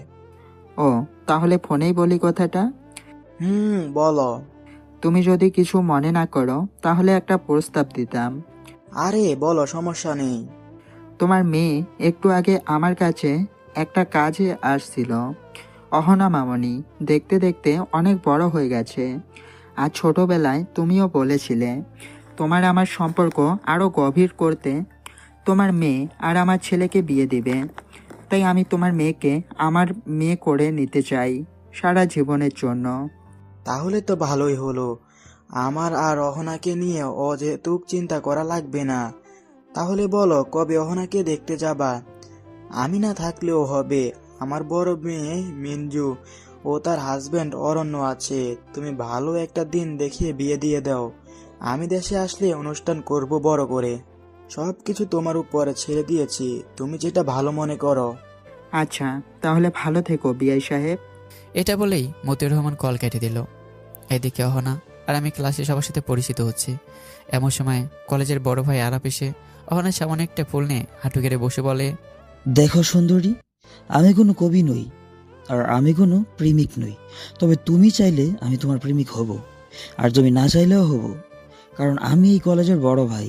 আমার কথায় কলেজের স্যার পর্যন্ত উঠবস করে। জীবনে অনেক মেয়েকে দেখেছি, তবে তোমার মতো এত সুন্দরী এর আগে আমি কখনোই দেখিনি। তাই আজকে প্রথম দিনেই আমি আমার মনের কথা তোমায় বলে দিলাম। আর শোনো, আজ থেকে তুমি কলেজের সবার ভাবি। তোমাকে কেউ বিরক্ত করলে আমাকে বলবে। আর এই নাও আমার ভালোবাসা। আমি আর পারছি না ভালোবাসা চেপে রাখতে। কষে গালে একটা থাপ্পড় বসিয়ে দিব, তখন সব পারবি। আমার সামনে থেকে যাবি নাকি জুতা পিটা করব? মেয়ে দেখলেই জিভে জল চলে আসে, শালা চরিত্রহীন একটা। কি বললি? তোর সাহস হয় কি করে এই আরাফ খানকে রিজেক্ট করার? আর আমাকে তুই চরিত্রহীন বলছিস? তোর সাথে ভালো ব্যবহার করেছি, এখন আমার চরিত্র দেখবি। চল আমার সাথে। অহনার এক হাত ধরে অহনাকে টানতেছে, কিন্তু অহনাকে টেনে নিতে পারছে না, কারণ অহনার আরেক হাত আমি শক্ত করে ধরে রাখছি। আরাপ তাকিয়ে দেখে আমি অহনার হাত ধরে আছি আর মনোযোগ দিয়ে কি যেন দেখছি। এমন সময় আরাপ তার লোকজনদের ইশারা করে বলতেছে আমার হাত থেকে অহনাকে ছুটিয়ে দিতে। তখন একটা ছেলে আসে। আমি বললাম, আমি লিখতেছি, এর ভিতরে কেউ ডিস্টার্ব করলে কিন্তু ভালো হবে না। সবার সাথে পরিচয় হব, মাত্র 2 মিনিট সময় দাও, তারপর তোমাদের যা ইচ্ছা করো। এই অহনা, এখানে কি লিখবো বলো তো? অহনাকে এক টান মেরে নিজের কাছে নিয়ে আসি। অহনা হা হয়ে তাকিয়েছে। কি হচ্ছে এসব? আমি এতগুলো লোককে দেখে কেন ভয় পাচ্ছি না? স্বাভাবিকভাবেই কেন কথা বলতেছি? এসবই ভাবছিল। তোদেরকে খাওয়াই তামাশ খাওয়ার জন্য নাকি? মেয়েটাকে তুলে আনতে পারিস না? আপু চলো, তা না হলে এখানে অনেক কিছু হয়ে যাবে। দেখো না, আমি ওর সাথে কাজ করতেছি। এমন সময় আরাপ এসে অহনা চুলে হাত দেয়। সাথে সাথে অহনা চিৎকার দিয়ে ওঠে। আমি লেখা বন্ধ করে দিই আর চোখ বড় বড় করে তাকিয়েছে আরাপের দিকে। আরাপ সেই চোখ বড় বড় দিকে তাকিয়ে কোনো ভ্রুক্ষেপ করলো না। সে অহনাকে নিয়ে যেতে লাগলো। এমন সময় আমি আরাপের হাতটি ধরে মুচড়ে ভেঙে ফেলি। আরাপ চিৎকার দিয়ে ওঠে। এরপর আর তার সাথে লোকজন আসে, তাদের সাথে আমি লেগে যাই। সবাইকে ইচ্ছে মতো মারি। অহনা হা হয়ে দাঁড়িয়ে আছে। অহনা শুধু না, ক্লাসের সকল স্টুডেন্ট, শুধু ক্লাসেরই নয়, পুরো কলেজে সবাই জমা হয়ে গেল।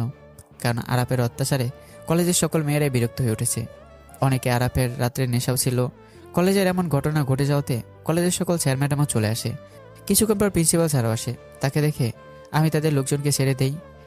আজকে প্রথম দিন কলেজে এসেই মারামারি শুরু করে দিলি। আমাদের কলেজে বিগত 50 বছরের মধ্যে এমন কোনো ঘটনা ঘটেনি। আর আজকে তুমি আসতে না আসতেই এমন একটা জঘন্য কাজ করে ফেললে। স্যার, ওর কোনো দোষ নেই, সব দোষ আরাফের। বিশ্বাস না হলে বাকি স্টুডেন্টদেরকে জিজ্ঞেস করুন।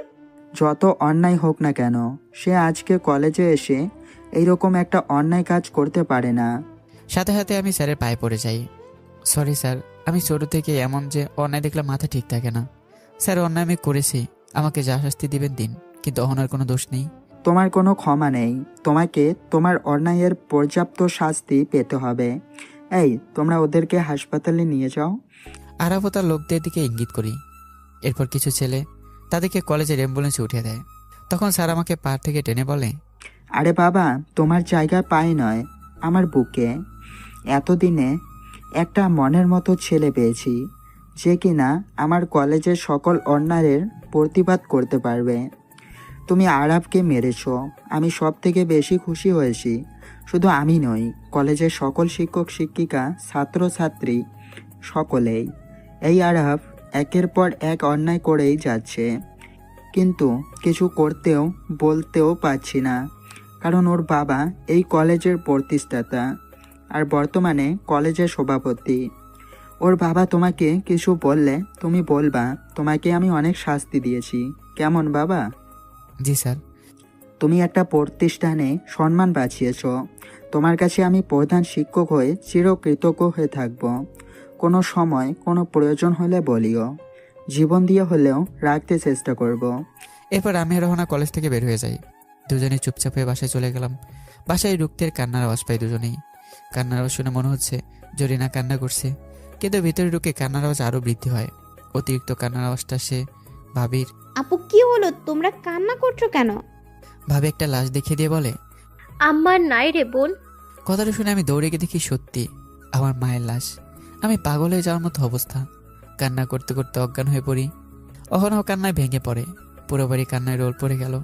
এদিকে জরিনা আর ভাবি আমাকে রুমে শুয়ে দেয়, আর জরিনা মাথায় তেল পানি দিচ্ছে। কিছুক্ষণের মধ্যে ভাইয়া চলে আসে। ভাবি ভাইয়াকে কল দেয়। এরপর ভাইয়া এমার্জেন্সি বিমান নিয়ে চলে আসে। কিছুক্ষণ পর আমার জ্ঞান ফিরে। আমার জ্ঞান ফেরার পর থেকে মা শুরু করেছে। অহনা উঠে গিয়ে আমাকে সান্ত্বনা দিচ্ছে। এরপর লোকজন এসে গোসল করাতে নিয়ে যাচ্ছে। আমি আর ভাই একজন আরেকজনকে জড়িয়ে ধরে কান্না করে দেই। গোসল শেষ করে কবর দিয়ে সবাই চলে আসে বাড়িতে, কিন্তু আমি আর ভাই কবরস্থানে রয়ে যাই। চল ভাই, অনেক বেলা হয়েছে, গোসল করতে হবে, তা না হলে শরীর খারাপ হবে। কিভাবে যাব ভাইয়া? মা যেখানে একা শুয়ে আছে, মা তো আবার আমার ছাড়া থাকতে পারে না। ভাই, এখানে সবাই যেতে হবে। একদিন আগ পর হয়তো মায়ের সময় শেষ হয়ে গেল, তাই চলে গেল। কিন্তু আমি তো মানতে পারছি না। আমি তো মাকে সকালে ভালোই দেখেছি। ভাই, মৃত্যু সময় নেই আর অসুস্থ অবস্থায় আসে না। আল্লাহর যখন ইচ্ছে তখনই নিয়ে যাবে। হ্যাঁ ভাইয়া, কিন্তু আমি এখান থেকে যাব না। মায়ের যদি কিছু লাগে, লাগলে আমি আবার আসবো। তুই এখন চল প্লিজ ভাই। ভাই অনেক কষ্ট করে আমাকে বাসায় নিয়ে গেল। আমি পুরোটাই ভেঙে পড়েছি। মৃত্যুটা সহ্যই করতে পারিনি। নিজেকে নিজে কন্ট্রোল করতে পারছে না। শুধু কান্না করতে করতে চোখ ফুলে গেছে আর নাক মুখ লাল হয়ে গেছে। নিজের রুমে বসে কান্না করছি রাতে। সবাই খাবার খেয়ে আসে, কিন্তু আমি আসি না। অহনা আমাকে খাবার টেবিলে না পেয়ে আমার রুমে চলে আসে। সারাদিন কিছু না খেলে এখন রাত হয়ে গেছে, কিছু তো খাবে। চলো, সবাই অপেক্ষা করছে খাবার টেবিলে। ইচ্ছে করছে না, তোমরা খেয়ে নাও। তোমাকে আসতে বলছি না খেতে? দেখো অহনা, আমার ইচ্ছে করছে না, আর ভালো লাগছে না। সেটা তো বুঝি, কিন্তু যদি না খেয়ে থাকো তাহলে আন্টি তো কষ্ট পাবে। তুমি আন্টিকে কষ্ট দিতে চাও? না না, আমি আম্মুকে কষ্ট দিতে চাই না। জীবিত থাকা অবস্থায় তো কিছুই করতে পারিনি, এখন মারার পর কষ্ট পাবে, এমন কাজ করব কেন? তাহলে চলো খেতে। কিন্তু কোনো কিন্তু নেই, চলো তো। এরপর অহনা জোর করে হাত ধরে নিয়ে গেল খাবার টেবিলে। আর অহনার এতটা মিশে যাওয়া ভাবি মানতে পারেনি। সে দেখে জ্বলে ওঠে। রাগে তার গা জ্বলে যাচ্ছে, কিন্তু ভাইয়াকে দেখে কিছু বলছেও না। তুই যদি এতটা ভেঙে পড়িস তাহলে তোকে সান্ত্বনা দিবে কে শুনি? আমি তো সকাল সকাল আবার চলে যাব। ভাই নিজেকে আস্তে আস্তে কন্ট্রোল করে নিতে পারবো, তোমরা চিন্তা করো না। এরপর আমি খাবার খেয়ে নিজের রুমে চলে গেলাম। সকাল হতেই অহনা আমাকে ডাকতে এসে কলেজে যাওয়ার জন্য। এই রিহান, কলেজে যাবা না? ওঠো, তাড়াতাড়ি করো। আমি আর কলেজে যাব না, পরীক্ষার সময় ছাড়া। কিন্তু কেন? দেখো অহনা, প্রথম দিন কলেজে গিয়েছি, তাতে কলেজের সমস্যার মুখোমুখি হয়েছি। আর বাড়িতেও আম্মু। মায়ের কথা বলতেই চোখ দিয়ে পানি বেরিয়ে গেল। আচ্ছা, কলেজে যাওয়া লাগবে না, চলো আমরা বাইরে কোথাও ঘুরতে যাই। তুমি যাও, আমি আম্মুর কবরের কাছে যাব। আরে আমিও তো যাব, চলো। এবার আমি উঠে ফ্রেশ হয়ে নেই আর কবরের কাছে দুজনে চলে গেলাম। এদিকে কলেজে অহনাকে প্রিন্সিপাল স্যার না দেখে অহনার ফোনে কল দেয়, কিন্তু অহনা ফোন রিসিভ করছে না, কারণ তার মোবাইল সাইলেন্ট করা। এরপর ভাবির কাছে কল দিল। হ্যালো, কে বলছেন? আমি তোমার আঙ্কেল মতিউর রহমান। আরে আঙ্কেল, আপনি এতদিন পর কি মনে করে করলেন? শোনো, আমি তোমার বাবার সাথে কথা বলছি। আমার ছেলে রানার সাথে তোমার ছোট বোন অহনার বিয়ের কথা। আজকে তো রানা দেশে আসবে, তারপর তোমাদের বাসায় হয়তো কালকে আমরা আসব। তোমার বাবা বলছে যাওয়ার আগে তোমাকে জানাতে। তাহলে তো ভালোই কথা। আমিও আমার বোনের জন্য পাত্র খুঁজছিলাম। তাহলে আমরা কালকে আসছি, সরাসরি কথা হবে। আচ্ছা। এটা বলে কল কেটে দিল। এদিকে আমি আর অহনা কবরের কাছে কিছুক্ষণ থেকে এরপর দুজনে হাঁটা শুরু করি। এমন সময় অহনা আমাকে জিজ্ঞাসা করলো, আচ্ছা রিহান, তোমার কোনো পছন্দের মেয়ে নেই? আমি তোমার সাথে ব্যতীত কোনো ছেলের সাথেই কথা বলি না, মেয়ে তো দূরের কথা। আচ্ছা রিহান, তোমার কেমন মেয়ে পছন্দ? গরিব ঘরের মেয়ে। গরিব ঘরে না হলেও অন্তত আমার থেকে নিম্ন পরিবার হতে হবে। আমি কখনো আমার থেকে উচ্চ পরিবারে বিয়ে করব না, কারণ আমার ভাই করেছে। আমি নিজের চোখে সবকিছু দেখেছি। শহরের মানুষের মনে শুধু টাকাই থাকে, ভালোবাসা না। সবাই তো আর এক না। আমাকে দেখো, আমি তো আর আপুর মতো না, তাই না? তোমার আপু তো বিয়ের আগে ভাইয়ের সাথে তোমার মতোই ছিল, বিয়ের পর পরিবর্তন হওয়া শুরু হলো। আর তুমি ভালো হলেই আমার কি? তোমার কি? তাই তো, তোমার কি হবে? আমি তো আর তোমার কেউ না। শোনো রিহান, আমি তোমাকে আজকে একটা কথা বলি, কান খুলে শুনে রাখো। হ্যাঁ বলো। আমি তোমাকে ভালোবাসি। যদিও তুমি বিষয়টা বিশ্বাস করবে না জানি, তারপরও বলছি আমি তোমাকে ভালোবাসি, আর মরণ পর্যন্ত ভালোবেসে যাব। এত ভালো একটা খবর এভাবে দিতে হবে আমি তা কখনোই ভাবিনি। যেহেতু সুযোগ আজকে হয়েছে তাই আমি বলে দিচ্ছি, আমি তোমাকে ভালোবাসি, আর আপুর মতো হব না। একবার বিশ্বাস করে দেখো। তোমার মাথা ঠিক আছে? আমি কখনোই তোমাকে সেভাবে দেখিনি। আমি শুধু তোমাকে একজন বন্ধু হিসেবে এতদিন দেখেছি। এর চেয়ে বেশি আর আমি কিছুই ভাবিনি, ভাবতেও চাই না। প্লিজ আর এই বিষয়ে কিছু বলো না। দেখো রিহান, আমি তোমাকে ভালোবাসি, এটা বেহায়ার মতো বলতাছি। তুমি হাতের আঙুল 5 কখনোই এক মনে করো না, তাহলে তুমি ভুল করবে। আর আমার মতো তোমাকে কেউ এত ভালোবাসবেও না। দরকার নেই এত ভালোবাসা। আমি তোমাকে ভালোবাসি না আর বাসতেও চাই না। তুমি এসব ফালতু চিন্তা মাথা থেকে বের করে ফেলো, আর আজ থেকে ভুলে যাও আমি কখনোই তোমাকে ভালোবাসিনি আর বাসবো না। মাথা গরম করে কথা বলিও না। তুমি ঠান্ডা মাথায় বিষয়টা নিয়ে চিন্তা করো, তাহলেই দেখবে তুমিও আমায় ভালোবাসো। আমি তা জানি। তুমি চিন্তা ভাবনা করে আমায় তোমার সিদ্ধান্ত জানিয়ে দিও, কিন্তু উত্তর যেন হ্যাঁ হয়। যত চিন্তা ভাবনা করি না কেন, উত্তর নাই হবে। এটা বলে আমি বাসায় চলে গেলাম। আমার পিছু পিছু অহনাও চলে আসে। অহনা বাসায় ঢুকতেই ভাবি ডাক দিল। অহনা, কিছু বলবে আপু? আজকে মতিউর রহমান আঙ্কেল কল দিয়েছে, তার ছেলে আজকে দেশে আসবে। তার ছেলের সাথে বিয়ে ঠিক করেছে বাবা, আর কালকে তোকে দেখতে আসবে। কালকে তুই কোথাও যাস না। এটা কেমন কথা? আমার বিয়ে সবকিছু ঠিক করে আমায় কেউ কিছু বলেনি কেন আগে? বাবা যেখানে হ্যাঁ বলেছে সেখানে তোর কোনো কথার প্রয়োজন আছে বলে মনে করিনি। এটা কেমন কথা? আমার জীবন আমার মন মতো চলবে না তো কার মন মতো চলবে? মুখে মুখে কথা বলতে শিখে গেলি? যা ভিতরে যা, আর একটা কথাও বলবি না। অহনা রাগ দেখে নিজের রুমে চলে গেল, আর রুমে গিয়ে কান্না করছে। দিন করে রাত আসলো। আমার রুমে গেল অহনা, কিন্তু আমাকে পেল না। ছাদে গিয়ে দেখে আমি ছাদে আনমনে দাঁড়িয়ে আছি। অহনা পিছনে এসে কাশি দেয়। তুমি এখানে? তোমার উত্তর শুনতে আসছি। আমি তো একবার বলেছি আমার উত্তর না, মরে গেলেও হ্যাঁ হবে না। দেখো রিহান, তুমি আমার রাগ সম্পর্কে ভালোই জানো। কালকে আমাকে দেখতে আসবে, আর এর আগে তুমি হ্যাঁ বলবা। তা না হলে আমি কিন্তু কালকে মতিউর রহমান স্যারের ছেলেকে বিয়ে করতে রাজি হয়ে যাব। তাহলে তো ভালো কথা, আমরা বিয়ের দাওয়াত পাবো। আমি মজা করছি না কিন্তু। আমিও মজা করছি না। আমি শান্তশিষ্ট এবং সজ্ঞানী চিন্তা ভাবনা করেই বলছি আমি তোমাকে ভালোবাসি না। আর কোন উত্তর শুনতে চাও তুমি? আচ্ছা, আমাকে তোমার বিয়ে করতে সমস্যা কোথায়? আমি এত কিছুর উত্তর দিতে পারবো না, শুধু এতটুকু বলবো আমি তোমাকে ভালোবাসি না। আচ্ছা, তাহলে কালকে আমি রাজি হয়ে যাব। আচ্ছা, এটা বলে আমি সেখান থেকে চলে আসি।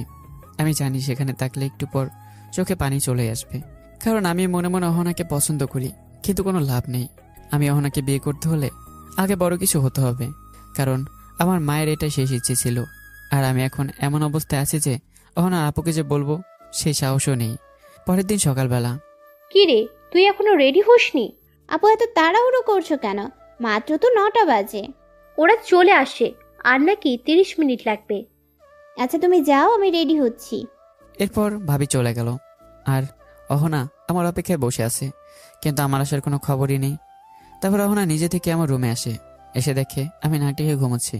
বিষয়টা অহনার কাছে খুবই রাগ ওঠে, কিন্তু কি করবে, অহনার কিছু না বলে রাগে হনহন করে চলে গেল। অহনা মনে করেছিল হয়তো আমিও তাকে ভালোবাসি, কিন্তু অহনার চিন্তা ভাবনা সম্পূর্ণ ভুল মনে হচ্ছে। এদিকে ছেলেপক্ষ বাসায় চলে আসে। অহনার বুকে হাজারো কষ্ট নিয়ে সে শাড়ি পরে। এখন অহনার বুকে যতটা কষ্ট তার থেকে বেশি অহনার রাগ, আর অহনার রাগটা একটু বেশি। বিদেশে চলাফেরা করা মানুষ তো, তাই অবশেষে সে ছেলেপক্ষের সামনে গেল। আসসালামু আলাইকুম। ওয়ালাইকুম আসসালাম। বসো মা। এরপর অহনা বসে। অনেকক্ষণ সবাই আলাপ আলোচনা করে। এরই মধ্যে আমার ঘুম ভাঙে। আমি এক দৌড়ে চলে যাই অহনার কাছে। বুকে হাজারো কষ্ট চেপে রেখে মুচকে একটা হাসি দিই, আর হাত দ্বারা অহনাকে বোঝানোর চেষ্টা করছি যে অহনাকে শাড়িতে অনেক সুন্দর লাগছে। অহনা এখনো ছেলের দিকে একবারও তাকায়নি। আমি আসার পর আর চোখে আমার দিকে তাকায়। অহনা মামনি, আমার ছেলেকে তোমার পছন্দ হয়েছে? অনেকক্ষণ চুপ করে থেকে আমার দিকে তাকিয়ে বসে। জি স্যার, পছন্দ হয়েছে। স্যার, আমার একটা রিকোয়েস্ট আছে, যদি আপনারা কিছু মনে না করেন আর আপনাদের আমাকে পছন্দ হয়ে থাকে। আরও বলুন, সমস্যা নেই। আর আপনাকেও আমার খুব পছন্দ হয়েছে। আমি আগামীকালকে বিয়ে করতে চাই, যদি আপনারা রাজি থাকেন তাহলে। আলহামদুলিল্লাহ, তাহলে তো খুশির খবর। আলহামদুলিল্লাহ, তাহলে কালকে বিকালবেলায় আমাদের বাসায় কাজে নিয়ে আপনারা চলে আসেন। আমার বুকটা যেন কেমন করে উঠলো। বুকে হাত দিয়ে দেই। অনেক কষ্ট বুকে রেখে যে হাসিটা দিলাম, নিমিষে সে হাসিটা চলে গেল। আর নিজের অজান্তেই চোখে পানি চলে আসে। যদি অহনা তা স্পষ্ট দেখতে পেল। আমি মনে করলাম অহনা দেখেনি, তাই একদরে নিজের রুমে চলে গেলাম। আমি এবার আসতে পারি? আসতে পারো মা। অহনা আমার রুমে যাওয়ার আগেই আমি বাড়ি থেকে বের হয়ে গেলাম। অহনা বেলকনিতে গিয়ে তাকিয়ে আছে যে আমি কি করছি। অহনা দেখলো আমি একটা রিক্সা নিয়ে চলে গেলাম। অহনা দাঁড়িয়ে একা একা বলছে, আমি জানি তুমি আমায় খুব ভালোবাসো, কিন্তু সাহস করে বলতে পারছো না। আরে কিসের ভয় করছো? তুমি যেখানে, আমি নিজে তোমাকে প্রস্তাব দিলাম। আমি জানি আমি অন্য কারো হই, এটা তুমি চাও না। তুমি এখনো যদি হ্যাঁ বলো, তাহলে আমি তোমাকে নিয়েই সংসার বাঁধবো। অহনা বসে আছে আমার অপেক্ষায়। সকাল করে দুপুর চলে আসলো, এখন আমার কোনো খবর নেই।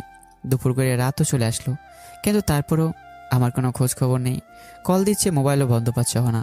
আমার রুমে গিয়ে একটা চেয়ার নিয়ে বসে আছে অহনা। বসে থাকতে থাকতে কখন ঘুম চলে আসলো সেটা অহনা টেরি পেল না। প্রায় রাত 1টার মতো বাজে। এমন টাইমে আমি চুপি চুপি রুমে আসি। এসে নিজের ব্যাগ গুছিয়ে নেই।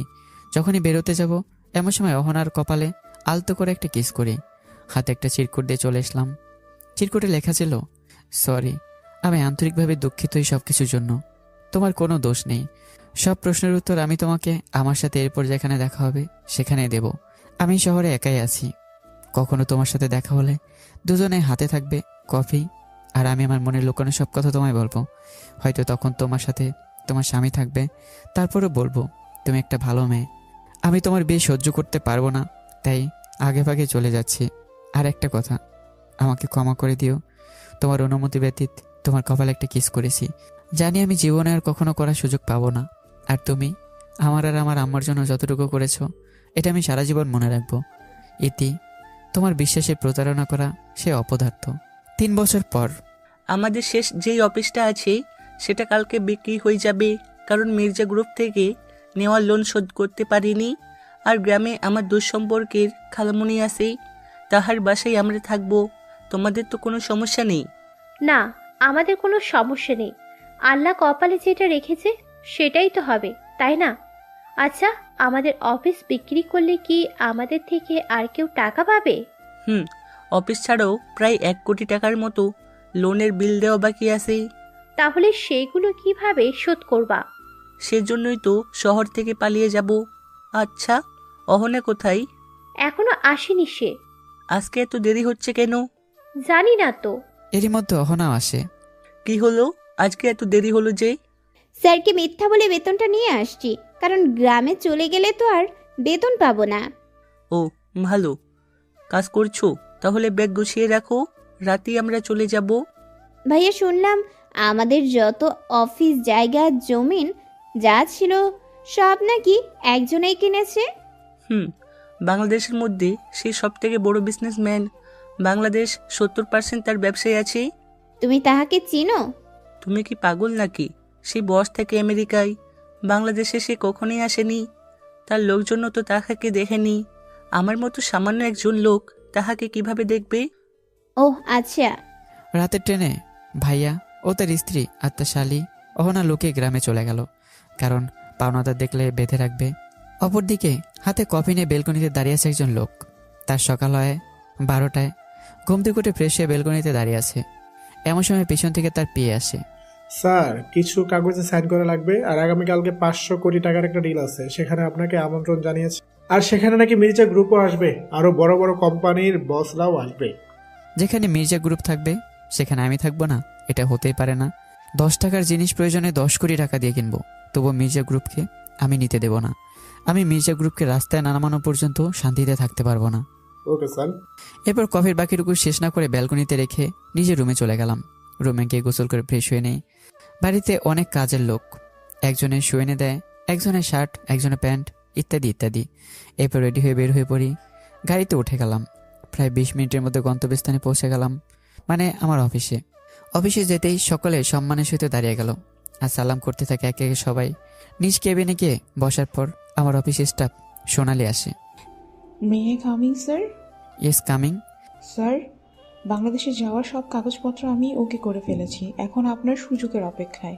আচ্ছা, আগামীকালকে যদি মিটিংয়ে সব কিছু ঠিক থাকে তাহলে পরশু যাব। তুমি পরশুর জন্য টিকিট কেটে রাখো। আচ্ছা স্যার, আসি স্যার। হ্যাঁ, আসো। এরপর সোনালি চলে গেল। এরপর কিছু কাগজে সাইন করে নেই, আর তারপর আমার বাংলাদেশে যে ম্যানেজার তার কাছে কল দেই। Hello sir. সব কিছু ঠিক থাকলে আমি আগামী পরশু বাংলাদেশে আসতেছি। অগ্রিম ওয়েলকাম স্যার। এরপর বাসায় চলে গেলাম অফিস শেষ করে। পরের দিন ডিল নিয়ে কথা হচ্ছে, এমন সময় সেখানে উপস্থিত হলাম।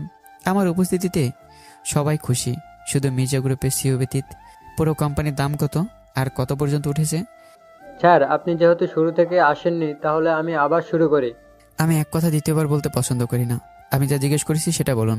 Sorry sir, company, bank, office সব কিছুর দাম আছে 500 কোটি টাকা, তো মাত্র 200 কোটি টাকা পর্যন্ত হয়েছে, তাও মির্জা সাহেব। আর এত কথার কি আছে? আমি 500 কোটি দিয়ে নেব। কোথায় কোথায় সাইন করতে হবে বলুন। আমার আজকে মিটিংয়ে কোম্পানি, অফিস, ব্যাংক সব কিছু মনোরা গ্রুপের সিইও মিস্টার রিহান চৌধুরী সাহেব কিনে নিল। সে সব থেকে উচ্চ টাকায় কিনে নিল। মির্জা সাহেব আমার দিকে আর চোখে তাকিয়ে আছে। আমি সানগ্লাসটি একটু চোখ থেকে সরিয়ে মির্জার দিকে তাকাই। মিটিং শেষে মির্জা সাহেব বলল, সব কিছু মিলিয়ে 300 কোটি টাকা হবে না, আর সেখানে তুই 500 কোটি টাকা দিয়ে কিনলি? হা হা হা হা। হাসি বন্ধ করুন। বয়সে আপনার ছেলের সমান হতে পারি, কিন্তু জ্ঞান কারো থেকে নিয়ে চলি না। এই পর্যন্ত যতটুকু আসছি নিজের যোগ্যতা আর জ্ঞান দ্বারা আসছি। আর এই জায়গায় দাম যদি 1000 কোটিও বলতো আমি কিনতাম, কারণ আমি কোম্পানিটা ভেঙে সেখানে আমার মায়ের নামে একটা হসপিটাল করব। এই জায়গাটা আমার মা ক্যালেন্ডারে দেখে অনেক স্বপ্ন দেখেছে, কিন্তু তখন আমি আর আমার মা কল্পনাও করিনি যে এই শহরে আমি আসতে পারবো কখনো। কিন্তু দেখুন, মায়ের দোয়া থাকলে সব কিছুই সম্ভব। এটা বলে আমি সেখান থেকে চলে গেলাম। আমি ইঞ্জিনিয়ারকে কল দিয়ে বললাম আগামী 1 মাসের মধ্যে যেন একটি হাসপাতাল করে সব কাগজপত্র সাইন করে চলে আসি। পরের দিন বাংলাদেশে চলে গেলাম, প্রিয় মাতৃভূমি। প্রায় 3 বছর পর দেশে আসা হলো। সত্যি দেশ আগের থেকে অনেক উন্নতি হয়েছে। আমার আসার খবর শুনে দেশের বড় বড় ব্যবসায়ী এয়ারপোর্টে চলে আসে। শুধু ব্যবসায়ী নয়, সাংবাদিক, তারপর আমার কোম্পানির বড় বড় লোকেরা। সাংবাদিকরা আমাকে জিজ্ঞাসা করলো, স্যার, আমরা জানতে পারলাম আপনি বাংলাদেশি সন্তান, কিন্তু বাংলাদেশি সন্তান হয়ে এত বড় বিজনেসম্যান কিভাবে হলে? আমাদের কাছে একটু শেয়ার করবেন প্লিজ। সব কথার উত্তর একটাই, সেটা হলো আল্লাহ যদি চায়, তার সাথে বাবা মায়ের দোয়া আর নিজের চেষ্টা থাকে, তাহলে দুনিয়ার কোনো কিছু অসম্ভব নয়। চেষ্টা করলে আপনি হতে পারবেন। তা তো সবাই জানে, কিন্তু আমরা যতটুকু জানতে পারলাম আপনি জিরো থেকে হিরো হয়েছেন, সেই গল্পটা আমরা শুনতে চাই। হ্যাঁ, আমি জিরো থেকে হিরো হয়েছি। একসময় আমার কিছুই ছিল না। আমি পরিবারের সবার কাছে বোঝা ছিলাম, শুধু মায়ের কাছে ব্যতীত। আর বাকি সব কিছু অন্য কোনো সময় সাক্ষাৎ হলে বলবো। স্যার, আর একটা প্রশ্ন, আপনি 3 বছর পর বাংলাদেশে আসার কারণ কি? এটা কেমন প্রশ্ন করলেন আপনি? আমি আমার মাতৃভূমিতে আসব, সেখানেও যদি কোনো কারণ বলতে হয় তাহলে কিভাবে কি? এসব ফালতু প্রশ্ন আমাকে করবে না নেক্সট টাইম। এটা বলে আমি ওখান থেকে চলে আসলাম। আমাকে ফুল দিয়ে বরণ করে নিল সবাই। ঢাকা শহরে সবকিছু বন্ধ করে দিল আজকে, শুধু আমার গাড়ি চলবে আর কোনো কিছুই নয়। এরপর আমি নিজ অফিসে গিয়ে একটু বসি। এরপর নিজের মায়ের নামে সব থেকে বড় যে বাড়িটা করেছিলাম সেটাতে গেলাম। আর অন্যদিকে ভাইয়া কাজ করে গেল, আর অহনা ছোট্ট একটা অফিসে জব করে। আর ভাবি বাসায় বসে আছে, বসে বসে টিভি দেখছে। হঠাৎ তার সামনে আমার ইন্টারভিউয়ের এয়ারপোর্টের ভিডিও চলে আসে। ভাবি অনেক খুশি হয়, কারণ 3 বছর আগে আমি কোথায় গেলাম আজ পর্যন্ত কেউ জানেনি। সবাই তো ভাবছে আমি মরেই গেছি। সে বিষয়টা রাতে ভাইয়ের সাথে শেয়ার করে, কিন্তু অহনা বলেনি, কারণ সে চলে যাওয়ার পর অহনা মানসিকভাবে ভেঙে পড়ে। তারপর আমাকে বলতে প্রায় 2 বছর লাগে। এরপর স্বাভাবিক অবস্থায় আছে এখন। কোন মুখে আমি রিহানকে ভাই বলে পরিচয় দিব? কম তো অপমান করিনি আমার ভাইকে। সে আজ সফলতার পথে ফিরে এসেছে, এখন এত খুশি হওয়ার কিছু নেই। তুমি ভাবছো আমি তার টাকা পয়সা থেকে খুশি হয়েছি, তাহলে এটা তোমার ভুল ধারণা। আমি জানি আমি তার সাথে অনেক অন্যায় করেছি, শুধু তাহার কাছে একটু ক্ষমা চাইবো, তা না হলে মরে গিয়েও শান্তিতে থাকতে পারবো না। ভাইয়া কিছু না বলে চুপচাপ শুয়ে চোখের পানি ফেলে দেয়। এইদিকে আমি আমার ম্যানেজারকে বলি যে আগামীকালকে ভোলা দৌলতখানে সেখানে যাব। সেই গ্রামে একটা অফিস আছে, সেই অফিসের বসের সাথে দেখা করব। আর সেই অফিসে অহনা কাজ করে। সেই অফিসের বস বিশ্বাস করতে পারেনি আমার কথা শুনে যে আমি গ্রামে আসবো, তাই এত বড় বিদেশি বিজনেসম্যান তার অফিসে যাব। তাই সেই বস কর্মচারীদেরকে বলল, এই সবাই একটা খুশির খবর শোনো, আমাদের কপাল খুলেছে। আগামীকালকে আমাদের অফিসে বাংলাদেশের সব থেকে বড় বিজনেসম্যান, শুধু বাংলাদেশই নয়, তার বিদেশে অনেক বড় বড় ব্যবসা আছে। আজকেই সে বাংলাদেশ আসছে আর আগামীকালকে আমাদের অফিসে আসবে। তাই সবাই আগামীকালকে সকাল সকাল চলে আসিও, অনেক কাজ আছে। এত বড় একজন লোক আমাদের গ্রামে আসবে আর এসে উঠবে আমার অফিসে, তার সম্মান জানানোর কোনো কমতি যেন না হয়। পরের দিন সকালবেলা সবাই হাতে ফুল নিয়ে দাঁড়িয়ে আছে আর আমার অপেক্ষা করছে। সাথে আমাদের গল্পের নায়িকা অহনাও দাঁড়িয়ে আছে। অহনা একটু বেশি আগ্রহ করে অপেক্ষা করছে, কারণ অহনা জানতে চায় এই সেই লোক কিনা যে তাদের সব কিছু কিনেছে। সবার অপেক্ষার ঘোর কাটিয়ে অনেক গাড়ি চলে আসে, পুলিশও আসে। অফিসের সামনে এসে আমার গাড়িটা দাঁড়ায় আর অফিসের সামনে প্রথম অহনায় দাঁড়িয়ে আছে। গাড়ির গেট খুলতেই প্রথমে আমি পা বের করি, দামি স্যুট, এরপর হাত বের করি, দামি ব্র্যান্ডের ঘড়ি হাতে, এরপর মাথাটা হালকা বের করি, চুলগুলো বাতাসে উঠছে। মুখ দেখতে এখনো কেউ পারেনি। অহনার ধৈর্য আর মাঝে না। এরপর আমি গাড়ি থেকে নামি। গাড়ি থেকে নামতেই প্রথমে অহনা ফুল এগিয়ে দেয়। আমি অহনাকে দেখে সানগ্লাস খুলে হা হয়ে তাকিয়ে আছি। রীতিমতো একটা শক খেয়ে গেলাম। অহনা আমাকে দেখে মনে হয় সে আকাশ থেকে পড়ল। ফুলগুলো নিচে ফেলে দিয়ে আমার সামন থেকে একটু দূরে দৌড়ে চলে গেল। অহনার এরকম ব্যবহার দেখে সবাই অবাক। অফিসের বস এসে বলে, সরি স্যার, আন্তরিকভাবে দুঃখিত আমি। ও আমার অফিসে নতুন আসছে, আজকে অফিস থেকে বের করে দেব। আপনি দয়া করে ওর ব্যবহারে কিছু মনে করিয়েন না please. Welcome my office sir. তাকে অফিস থেকে বের করা লাগবে না, আমি তার ব্যবহারে কিছু মনে করিনি। বরং আপনি তাকে আমার রুমে একটু পাঠিয়ে দিন। জি স্যার, আপনি রুমে গিয়ে বসুন, আমি পাঠিয়ে দিচ্ছি। এবার আমাকে একটা ভিআইপি রুম দেখিয়ে দেওয়া হলো আর আমি সেখানে গিয়ে বসি। আমি ভাবতে পারিনি যে সর্বপ্রথম অহনাকে দেখব। এদিকে অহনা ওয়াশরুমে গিয়ে কান্না করছে। কেন আসছো এতদিন পর তুমি? তোর চলে যাওয়াতে আমি ভেঙে পড়ি। সেই ভেঙে পড়া থেকে নিজের বাস্তব জীবনে ফিরতে গিয়ে 2টা বছর লেগে গেল, আর সাথে সাথে আমাদের সব কিছু হারিয়ে ফেলছি। এর মধ্যে দরজা নকের আওয়াজ পায় অহনা। অহনা, আপনি ভিতরে আছেন? একটু তাড়াতাড়ি বের হলে ভালো হতো, স্যার আপনাকে ডাকছে। আসছি স্যার। অহনা চোখের পানি মুছে স্বাভাবিক হয়ে বের হয়ে আসে। জি স্যার, বলুন। আপনি কেন এমনটা করলে? এতগুলো মানুষের সামনে তাহাকে অপমান করলেন। Sorry sir. সরিটা আমাকে নয়, যার সাথে অন্যায় করেছেন তাহাকে গিয়ে বলুন। এরপর অহনা এক পা দুপা করে আমার রুমের দিকে আগায়। যতটা কাছে যাচ্ছে ততটাই ভয় লাগছে। তারপরও আসে, মনে হাজারো প্রশ্ন জাগছে, কিন্তু নিজেকে কন্ট্রোল করতে যত সম্ভব চেষ্টা চালিয়ে যাচ্ছে। May I come in sir? আসো। এরপর অহনা ভেতরে ঢুকে সরি বলে, কিন্তু আমি সেদিকে খেয়াল না করে এক দৃষ্টিতে অহনার দিকে তাকিয়ে আছি। অহনা চুপ করে দাঁড়িয়ে আছে। প্রায় 5 মিনিটের মতো দুজনেই নীরবতা পালন করি। তারপর আমি বলে উঠলাম, কেমন আছো? আর তোমার স্বামী কেমন আছে? অহনা একটা মুচকি হাসি দিয়ে বলল, সরি, আপনি কে যে আপনাকে আমি আমার পার্সোনাল বিষয় শেয়ার করব? তুমি আমাকে চিনতে পারছো না? না, আর আমি চিনতেও চাই না। আমি আমার জীবন নিয়ে এখন খুবই ভালো আছি। এখন আমি অতীত মনে করতে চাই না। আচ্ছা, তো তোমাদের এই অবস্থা কেন? তোমাদেরকে আমি শহরে অনেক খুঁজেছি, কিন্তু কখনো কল্পনা করিনি যে তোমাকে এখানে পাবো। তার থেকে বড় কথা হলো, এই অবস্থায় তোমাকে দেখতে পাবো, সেটা আমি মেনে নিতে পারছি না। আমি আসি স্যার। তোমার সাথে আমার জরুরি কিছু কথা আছে, একটু সময় হবে? বিকেলে আলাদা কোথাও? সরি স্যার, আমি পারবো না। এটা বলে অহনা চলে গেল কান্না করতে করতে। মেয়ে মানুষ বলে কথা, অল্পতেই চোখে জল চলে আসে। অহনা অফিস থেকে বের হয়ে সোজা বাড়িতে চলে গেল।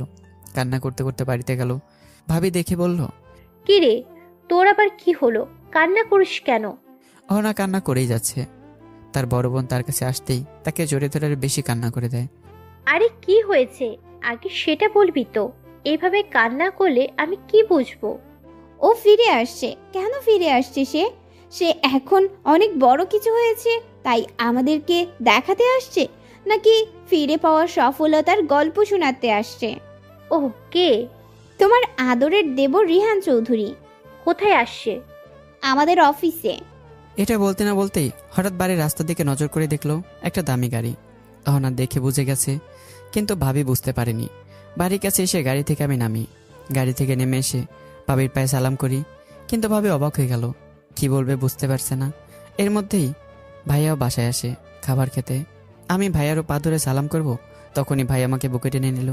তোর জায়গা আমার বুকে, পায়ে নয়। আয় ভিতরে আয়, তারপর সব কথা শুনবো। ভাইয়া গরিবের কুড়ে ঘরে বড়লোক মানুষ ঢুকবে না, তার জন্য আমার বস ডাক বাংলো এর ব্যবস্থা করেছে স্পেশালভাবে। আমি আশ্চর্য অহনার দিকে তাকিয়ে ঘরের ভিতরে চলে গেলাম। খাওয়া দাওয়া শেষ করে বসে থাকতেই ভাবে এসে আমার পা ধরে। আমি জানি আমি তোমাদের সাথে যে ব্যবহার করেছি তা ক্ষমার যোগ্য নয়, তারপরেও আমি ক্ষমা চাইছি, কারণ এই অপরাধ আমার মাথায় থাকতে থাকতে আমার মাথায় বড় বোঝা হয়ে গেছে। আর এই অপরাধের জন্যই আমি এখনো মা ডাক শুনতে পারিনি। একটা ছেলে হয়েছে, তাও মরা। হয়তো আল্লাহ আমাকে একটা শাস্তি দিয়েছে, তুমি আমাকে ক্ষমা করে দাও। আরে কি করছেন ভাবি, আপনি আমার বড় ভাবি, আর আপনি হচ্ছেন আমার কাছে অনেক সম্মানের। আমি আপনার ব্যবহারে কষ্ট পেয়েছি ঠিকই, কিন্তু আমি সব ভুলে গেছি। আমি মনে করেছি সেগুলো আমার মা বকেছে। আচ্ছা ভাইয়া, অহনার স্বামী কোথায়? সে এখনো তোর জন্য অপেক্ষায় আছে। সে সেই দিন বিয়ে করে নেয়নি, আত্মহত্যা করতে গিয়েছিল তুই যাওয়ার পর। মানে বুঝলাম না। তাহলে শোন, 3 বছর আগে তুই যেই সেই দিন যাওয়ার পর অহনা নিজেকে কন্ট্রোল করতে পারেনি। সারাদিন অনেক কান্না করে, কাউকে কোনো কারণ বলেনি, এমনকি তার আপুকেও না। সারাদিন কিছুই হয়নি। এরপর আমরা যখন সবাই রাতে শুয়ে পড়েছি, তখন সে আত্মহত্যা করতে যায় আর ছাদ থেকে লাফ দেয়। মানুষের চিৎকার চেঁচামেচির আওয়াজেই আমরা ও দুজন বাসা থেকে বের হই। সেখানে নিচে গিয়ে দেখি অহনা। অহনা, এই অহনা, কি করলি তুই? সাথে সাথে অ্যাম্বুলেন্স চলে আসে। আমরা অহনাকে হাসপাতালে নিয়ে গেলাম। অহনা অজ্ঞান থাকে, কিন্তু হাসপাতালে নেওয়ার পর রোগীর অবস্থা ভালো না। যদি বাঁচাতে চান আপনারা, তাহলে সময় নষ্ট না করে এখনই বাইরে নিয়ে যান। বাংলাদেশে চিকিৎসা করিয়ে সময় নষ্ট করবেন না। রোগীর মাথার বাটি নড়ে গেছে। হঠাৎ কিভাবে কি করব ডাক্তার সাহেব? আমি সবকিছু ব্যবস্থা করছি। আপনি যত তাড়াতাড়ি সম্ভব কাউন্টারে 50 লক্ষ টাকা দেন। ইমার্জেন্সি বিমান ভাড়া করে আমেরিকা পাঠাতে হবে। আপনাদের পরিচিত কেউ আছে আমেরিকায়? আমার বাবা, মা, বড় খালামণি আছে। তাহলে তো আপনার কষ্ট কম হবে। তাড়াতাড়ি কাউন্টারে টাকা দেন, আমি সব রেডি করতেছি। কি করব হঠাৎ? এত টাকা কোথায় পাবো? গতকালকে না বাহিরের মালের জন্য 1 কোটি টাকা রাখছো, সেগুলো নিয়ে আসো। তোমার মাথা ঠিক আছে? সেগুলো খরচ করলে কালকে সেখানে টাকা না দিতে পারলে মাল বাহিরে চলে যাবে, তখন মাল তো আর পাবো না, বরং আরো 1 কোটি টাকা জরিমানা দিতে হবে। তোমার কাছে আমার বোনের থেকে টাকা বেশি হয়ে গেল। আগে আমার বোন, তারপরে থাকলে সব। এরপর রাতে আমরা অহনাকে নিয়ে আমেরিকায় নিয়ে গেলাম। সেখানে যেতেই আম্মু ও খালামণি আসলো। সেখানে গিয়ে আবার 2 কোটি টাকা হাসপাতালের কাউন্টারে দিতে হলো। অপারেশন করবে, ইমার্জেন্সি তাই। এরপর অপারেশন করার 10 দিন পর আমরা দেশে নিয়ে আসলাম। এতদিন ওর অসুস্থতার কারণে আমাদের ব্যবসার লালবাতি জ্বলে গেল। তাতেও আমাদের কষ্ট হতো না যদি অহনা সুস্থ হতো। বাসায় আসার পর পাগলামি বেড়ে যায়। এরপর ব্যাংকের লোন শোধ না করতে পেরে আমরা সব কিছু বিক্রি করে দিয়েছি, আর এখন আমাদের এই অবস্থা। এবার বর্তমানে আমি কথাগুলো শুনে সেখান থেকে উঠে যাই, চোখে পানি চলে আসে। তারপর আমি চোখের পানি মুছে অহনার রুমে যাই। গিয়ে দেখি অহনা কান্না করছে। সরি। অহনা পিছনে ফিরে দেখে আমাকে। অহনা অভিমানে মুখ সরিয়ে ফেলে আমার দিক থেকে। আমি জানি আমি যেটা করেছি মোটেও ঠিক করিনি, কিন্তু আমি আমার মায়ের স্বপ্ন পূরণ করতে গিয়ে তোমাকে কতটা কষ্ট দিতে হয়েছিল। সেদিন যখন তুমি আমায় বললে তুমি আমায় ভালোবাসো, সেই দিন আমি অনেক খুশি হয়েছিলাম, কারণ আমি তোমাকে ভালোবাসি তোমার থেকেও বেশি। আমি বুঝতে পারিনি কি করব তখন। আমি তোমাকে তখন বিয়ে করতে পারতাম না, তোমার সাথে অন্য কাউকে দেখতে পারতাম। তাই আগে চলে গেলাম, কারণ নিজের ভালোবাসার মানুষের বিয়ে অন্য কারোর সাথে দেখা নিজেকে কন্ট্রোল করতে পারবো না আমি জানি। আর আমার কাছে তখন সব থেকে বেশি গুরুত্ব ছিল আমার মৃত মায়ের স্বপ্ন পূরণ করা। এই জন্য আমি তখন সবকিছু ভাইয়ের সাথে শেয়ার করি। আর সেই রাতে ভাই আমাকে বিদেশে পাঠিয়ে দেয়, আমেরিকায়। অবশ্য আগে থেকে সব কাগজপত্র রেডি ছিল। তারপরে আমেরিকা গিয়ে আমি ছোট একটা ব্যবসা শুরু করি। আলহামদুলিল্লাহ খুব অল্প সময়ের মধ্যেই আমি আমার সফলতার পথ ফিরে পেয়েছি। আমি জানি আমার জন্য তোমাদের সব কিছু হারিয়ে গেছে, এই জন্য আমি তোমাদের সব কিছু কিনে রাখছি আর সব কিছু তোমার নামে করে দিয়েছি। আগামীকাল থেকে তোমরা শহরে চলে যাবে, আগের মতোই থাকবে, চলবে। আমি জানি আমাকে তুমি ক্ষমা করবে না, তাই আমি যতটুকু ক্ষতি করলাম তাই দিয়ে দেওয়ার জন্য দেশে আসছি। ভালো থাকবে, আমি আজকে রাতেই চলে যাবো আমেরিকায়। এটা বলে আমি চলে যেতে লাগলাম। সব ক্ষতিপূরণ তো হয়নি এখনো। আর কি ক্ষতি বাকি আছে? আমার জানা মতো সবই পূরণ করে দিলাম। এই 3 বছরে আমার হৃদয় যতটা ক্ষতি হয়েছে তা পূরণ করে দিয়ে যাও। মানে? কি ভাবছো আমি তোমাকে ছাড়া অন্য কাউকে বিয়ে করব? জীবনেও না, কারণ আমি তোমাকে ভালোবাসি আর তোমার অপেক্ষায় মৃত্যু পর্যন্ত থাকতাম। এটা বলে অহনা এসে আমাকে জোরে ধরে কান্না করে দেয়। আর কখনো আমায় ছেড়ে যাবা না তো? বলো। হ্যাঁ যাবো তো, মৃত্যু আসলে। তখন তো সবাইকে যেতে হবে। এরপর আমাদের আনুষ্ঠানিকভাবে বিয়ের কাজ সম্পূর্ণ হয়। মানুষকে কখনো ছোট করে দেখতে নেই, মানুষ চেষ্টা করলে সবই করতে পারে যদি আল্লাহ তা চান। তো বন্ধুরা, গল্পটি কেমন হয়েছে? পরবর্তী গল্পের জন্য তৈরি থাকবেন। আল্লাহ হাফেজ।